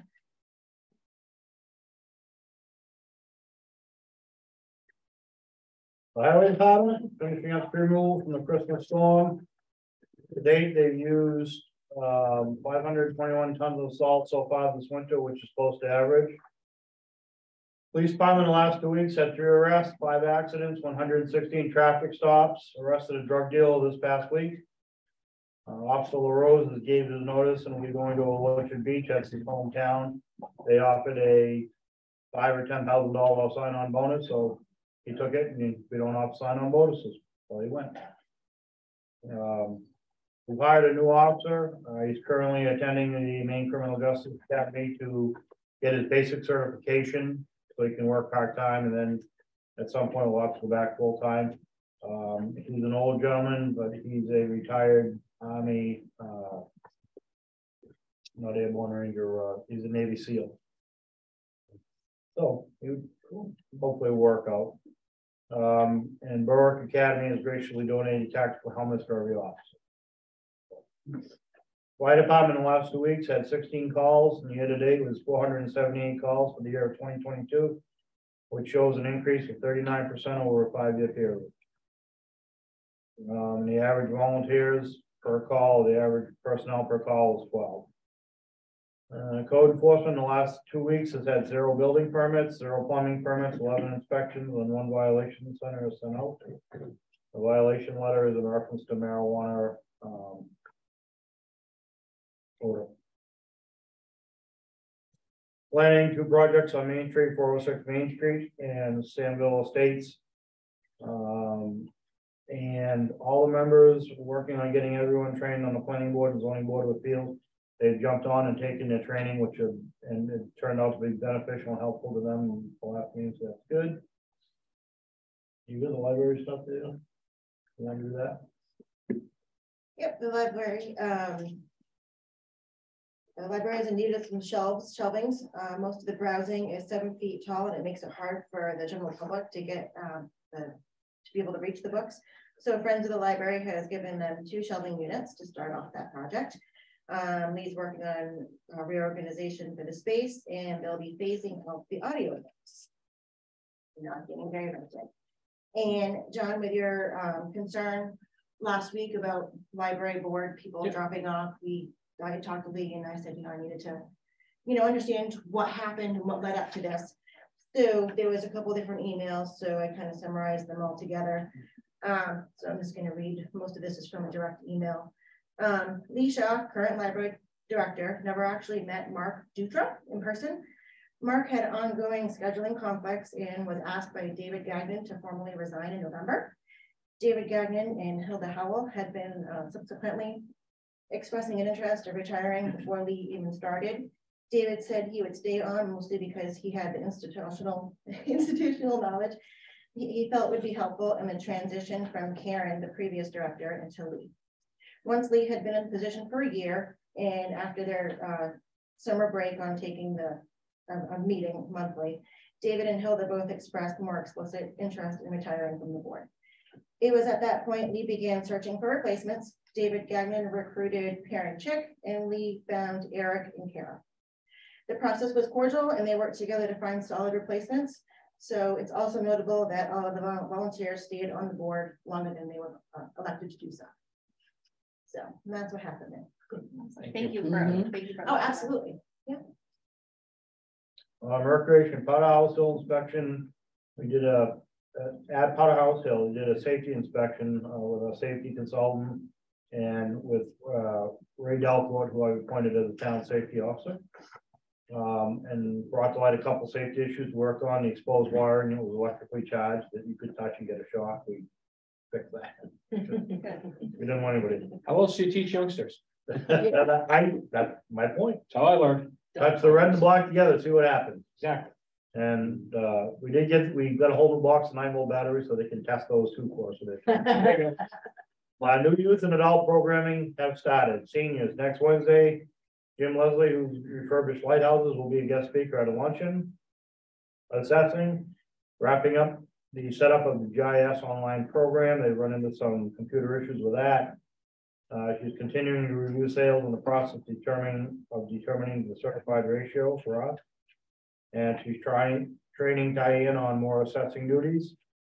Madam Town Clerk informs me that the election information is done in balance, correct, Madam Clerk? Yes. We'll be starting to interview for her open clerk position. We have several good applicants and we're excited about that. And I just want you to know that you should have been in my office the other day when Madam Clerk came in, because the heating and air conditioning unit in the clerk's office apparently had gone berserk and was running away with the heat and no fresh air going in there. And the look on her face when she came in and said, "Bexa, you're dead." No, I said, or I'm going home. I heard dead. I heard dead. I heard dead. John. And blowing my air. I would have kicked it out the window. No, it's a ceiling. Turn on the Oh, heat. ceiling. You should have won. So anyway, we called HP guys in and they came over. And the thermostat is shorted out and the AC unit that we run all year had, when that shorted out, something else had happened. So they got it all fixed and running, and now she has climate control back and she's not threatening me with my life anymore. Sometimes we use the AC more than the heat in the winter. Oh my gosh, that's. Yeah, it's hot and it gets hot in that building. I had my window wide open today. I was dying. It was like, Yeah. they're like, no, you can't jump. I was trying to push the screen out. You can't. Transfer station, they had turned away 4 New Hampshire trucks this past weekend. They were trying to dump illegally and they said, no, you can't dump.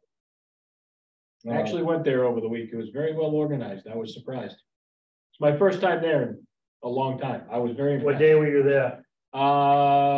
Wednesday. Okay. Well, Wednesday. I was there Sunday. The line was right off to the road. Sunday at 11:30, there were 40. Yeah. It was up. I went there Sunday, it was up. And so Dan and Jay, we talked to them, we're probably gonna have to do the stickers because people don't believe it's, that it's in existence. They don't feel it. They don't believe the story that we're trying to keep the taxes down by not having everybody, and they said, well, people told us we could come here for free. And no, you can't. You can't come here for free. It's not for New Hampshire residents. It's for the town of South Berwick residents only. So that's what it's there for. So we're not going to do the composting at this time. Under economic development, Denise has been working with several businesses. We actually have 6 she's talked to so far about lining up and coming there. One of them I did sit in. I will ask you the first question he asked is, do we have a business analysis to look at? And we said no, which prompted us to say we're going to get one. Denise has been working on grants, especially with the fire department. She just finished one the other day with the fire department for the towns. And she finished building the website page on her website page.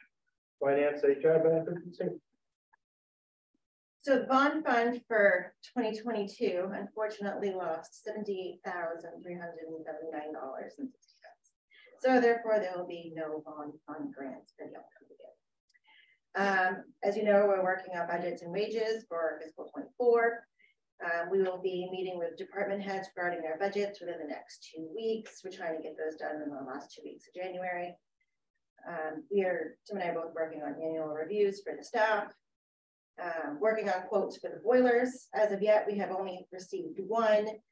We do expect to receive a second quote soon. We're scheduling that. I have put out many phone calls and feelers and emails. The only person that called me back was to say that the steam boilers are extremely unique this time and age, and that they didn't work on it. And they gave me a name of someone in Rochester who is a one-man band, and I think that our, you know, what we have is too much for one person. So I'll be reaching back out to those, but I have not heard back from. Workman's comp audit is scheduled for February. Comp plan committee has reached out to me for quite a bit of financial information, so I've put that on my to-do list. Cleaning up and putting together a new book for job descriptions. We just, today was our first safety committee meeting that I will be a part of, overseeing kind of the whole thing as a whole, being the police for that, but also I will be the point person for the town hall. Ray Delport is heading that up, and he's our newly appointed health and safety officer. I am happy to say there was 0 foreclosures for this past year. Yay, there was one that got closed. They came in and paid last minute, so that was perfect. So I'm excited. I did pass out the tentative budget schedule, but Tim decided he was going to take vacation in March. So we will readjust that and send that back out to you tomorrow. I need a little vacation. You're gonna call me up and say, Tim, you can't hit patrons, you can't hit people. Why? I'm sorry, good. So we'll just update a few of those dates and get that right out to you. Yeah. I'm gonna try to take the week of last 5th off and go find someplace more permanent and recuperate. It's okay with you. You can always vote to say no, and then I don't go. And, No, and then you'll have to be responsible when they call you and say, he's on the ledge again. He's threatening to jump. Are you thinking you're going to push more dates into February, or like before or after that? It looks like we'll just probably crunch. So I'm just gonna move the 7th and the 9th and probably just crunch to at the end of the month. Okay. I think we can probably get it done in 3 or less. Are you guys still comfortable with that? Yeah, I mean, you know, there shouldn't be a big thing. So for admin, we're working on updating. We're almost done the parking ordinance. We'll have a draft you to look at some point. Planning review meeting with EMA and fire from the storm review policies for an after action report. EMA has been very non-involved for quite a few years. So we've got them back going again. We're gonna, out of that, we're gonna form some kind of response team for sheltering. We'll be looking for volunteers, getting them trained. The idea is we have a roster of 25 or 30 people so that we can call on a storm, because not all people will be able to come out. We may only need 3 or 4. Some people say, oh, I can't come, my house, you know, I don't have power in my house. So, and the other thing is, one of the things we realized is not so much the day of the storm, day 2, 3, and 4 afterwards. So we're looking at getting some training done with that. Met with the economic developer regarding new businesses that are interested in coming to town. Working on the 24 FY24 budget. Doing staff reviews. I appointed Ray Delcourt as a safety and health officer. So for those of you who don't know, Ray's the assistant fire chief. He just retired from Pratt & Whitney, where he was on the safety team and worked many years there with safety. Met with Brewer Academy today for our quarterly meeting with the headmaster. And I've asked the headmaster to attend a town council meeting so you guys can meet him. Seems to be a really nice guy, and he wants to really work on making Berwick Academy, us working with the town, being part of the town. RFP for the town hall building will be going out tomorrow. I'll get that back, and then I'll submit that to you I'll show you what we've got back for responses and interview them. Comp plan review is going to be on the next town council meeting on the 24th. You'll be having Paul Shoemaker come, and he'll be doing the comp plan review for you on then. Traffic study should be in to us by the end of the month, and then so I anticipate getting it to you, getting a presentation. Spago Technics coming to you sometime in February, maybe early February, I'm hoping, and then we'll move on from there and see what we're going to do with it. Now with the CEO on subdivision plan, now with Public Works foreman on long-term CIP, including additional mileage. So the state has informally asked us I would say informally, because we haven't seen it right, correct? To take over the rest of 236 all the way to the town line, but pay us for it, but. When we get to budget, you know, you'll have to understand and realize that's gonna be a challenge, that's requiring another, you know, different, a truck and the staff to plow. I don't, they don't just have the people to stick out there on one route separate, so that'll be a challenge to look at. Is that, you said that that's an informal ask at this point, is this like an ask that's sort of like a mandate, or is it? Well, we don't know, so we're say taking, no? right, the state told us what we're taking over next year, right, so next winter we'll have that. Yeah, yeah, And they came back and they said, and they added more. yeah, they said, can you also just take 236 all the way down? I suspect they have it staffing. Take, if you're gonna go plow to Farm Gate over here, can you just keep going all the way to the traffic light at, you know, for 101 at Elliott?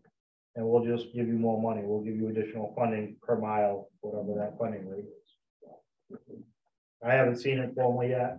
And so you're right, it's really not asking, kind of like, hey, Like just letting you voluntold. know. Voluntold, Yeah. Yeah, so to speak. And was that part of the road? Because earlier, last year, you guys were working on repairs for the part that they. Right, right. Is that part covered, or is that taken care of? Or That would just, so all they want to do down there is just winter maintenance, just Oh. with- nothing else, just winter maintenance. Here, Oh. going towards us. The bridge. Yeah. Yeah, we didn't As really far as the yeah. maintenance goes. Okay. January 17th, a joint workshop for the planning board on cannabis and solar. On solar, and I have that information and I'll pass out to you here tonight. Can we get that electronically too? Yes, Can we get that? yeah, I'll get that to you tomorrow, but I'll pass it out to you. Yeah, that's fine. Thank you. The last thing I have is I'll pass these out for you. So in order to do as part of my evaluation that you did for me, I'm doing this for all of my department heads. I've asked them, I give them a questionnaire with 8 questions. Ask them to fill them out, come in and see me individually behind closed doors for about 15 minutes. I've done about half the staff so far. I've gotten very positive feedback. The 8 questions are, the first one was, what areas you feel I'm doing well as town manager? Question number 2, what areas do you feel I can improve upon? Question 3, as a team, what's something we could change to improve our overall mission? Number 4, if you could change any one thing about the town's operations and government, what would that be? Number 5, what do you like most about your job?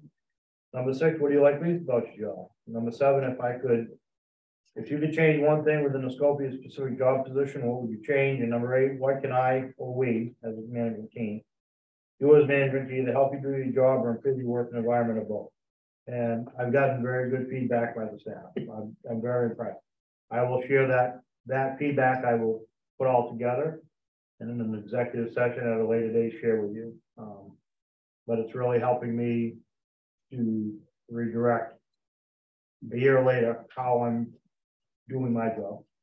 And that's what the questionnaire is. So for me, it's a great success. You know, I mean, it's not all confidential. It is because it involves my evaluation, but you know, okay to share some of it.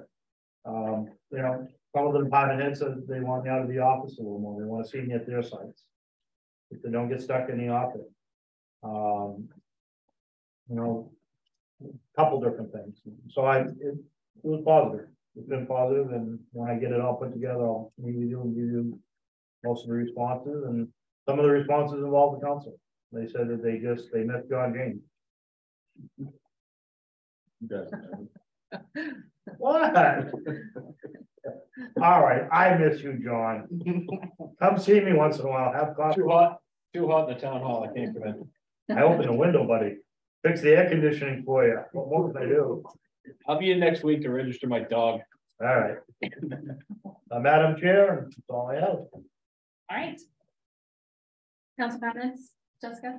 Comp plan stuff, we reviewed draft chapters for arts and recreation at downtown yesterday. We are having another meeting on the 30th. And we are looking to present stuff to the governor. Paul's going to be coming to us to chat about the survey results, just to bring us up to speed and also bring us up to speed as a council on where they are with their budget. And then they would like to, we'll like to schedule a community engagement night, like a public an informational session for the public, so we can bring them up to speed of whatever we've been doing. That's it. My one comment is I just want to you know, with the website going live, there's so much work, fantastic work that's been done. Kudos to everyone that's been involved.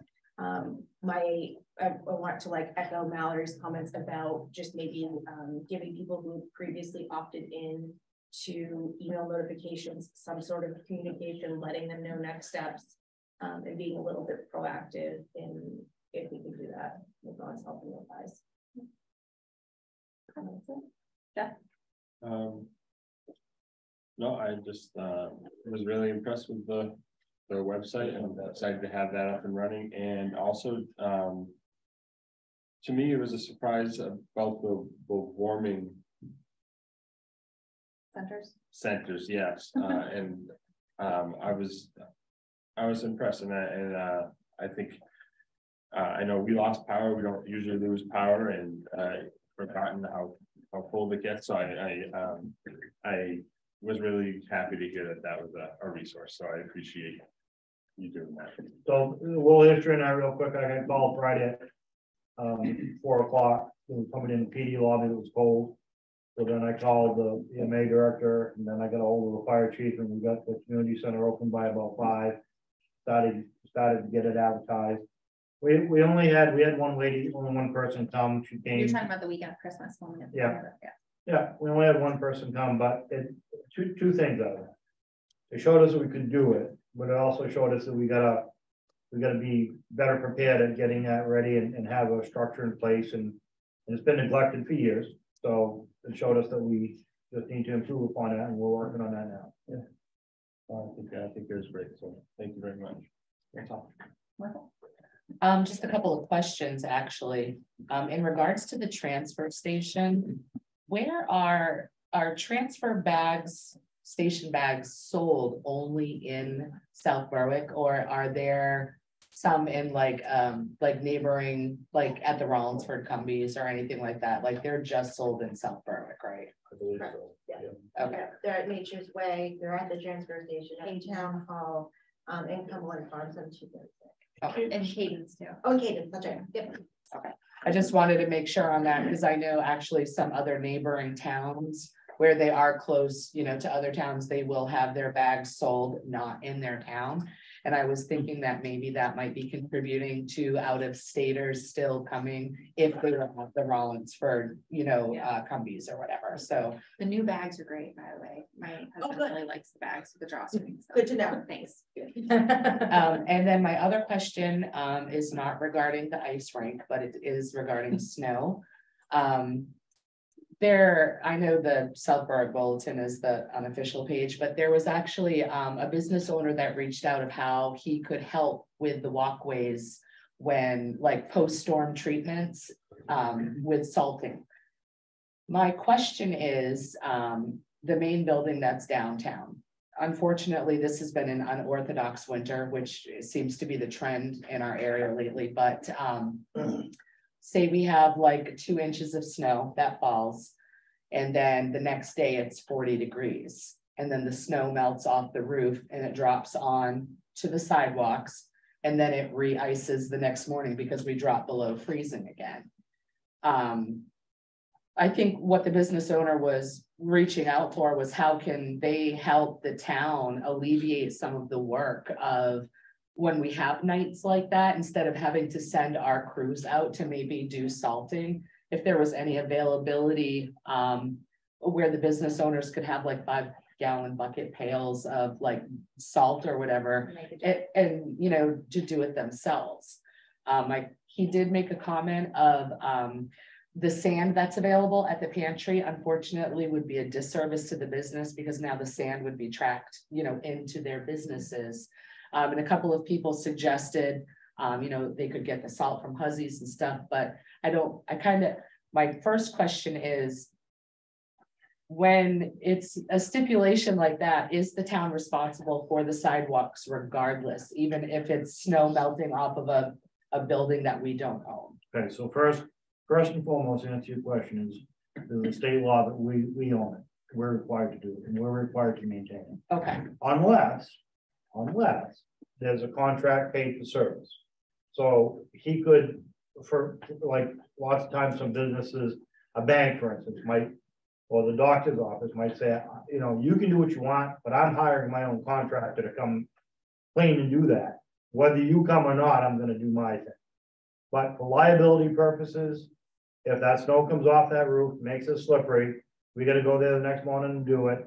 And if it's on a Saturday and he calls up and he, you know, complains to one of us or calls the police station or dispatch or whoever, Jay goes out in his pickup truck and solves it. And it's, as much as I appreciate that, and it's very nice of him and kind of him, I graciously have to decline because the liability is strictly on us. okay, And we have to do it, unfortunately. So, and no matter what it is, we've got to take care of it. We own it, we maintain it by law, we got to take care of it. Nothing prevents them from going above and beyond, right, but I was just saying, if I may, Madam Chair, a few years ago, we did have talk at the table of establishing an ordinance that would have required people to clean in front of their storefronts. And it did not go over that. so it's a nice gesture and I appreciate it, but nothing prevents him from going out there and doing that. The problem is if I give away some salt, everybody's gonna want salt. right, And if I start giving away salt, the 5 town councils I work for are gonna take me out back and hurt me. yeah. I know. One of them's going to. Salt's very expensive and it's a lot, Yeah. you know. So the best answer is unfortunately, thank you, but the town's responsible. Just call this number or call us or call Tim or call Jay and we'll come sand and salt it. But you know, they're out and about, they check it and Jay knows this time of year, Jay does a lot of road patrols. So what you don't realize is lots of times at 7, 8, 9 o'clock at night, Jay does road patrols. He checks sidewalks, he drives the back road to see if there's any black ice, anything that needs to be sand and salted, but we're ultimately responsible. Okay, Thank you, though. yeah. In the immortal words of Bob Barker, spay and neuter your pets because it's cheaper paying Barbara by the end of this month because your dog licenses are due. It is significantly cheaper. $5, that's a lot of money. That's all I got. The only thing I have is that we just a reminder, we have the workshop next week. We have copies of the 2 ordinances. Please review, do your homework ahead of that. Planning board to be doing that as well. And if you could send them electronically, I would appreciate that. And then the following week, the week of the 24th, I'm going to be out of town for work. Jeff is going to be running that meeting, but I will for sure. I want to get the update from Paul and stuff, so I'm for sure to keep follow up after the fact. So that's all I have. Madam Chair, move we adjourn. We have a motion in a second. All those in favor? Aye. Any opposed? We're done. It's $5. I take. He said that after every first strike. I don't even agree with dog license. I think it's license cats. Let's not go there. Back on.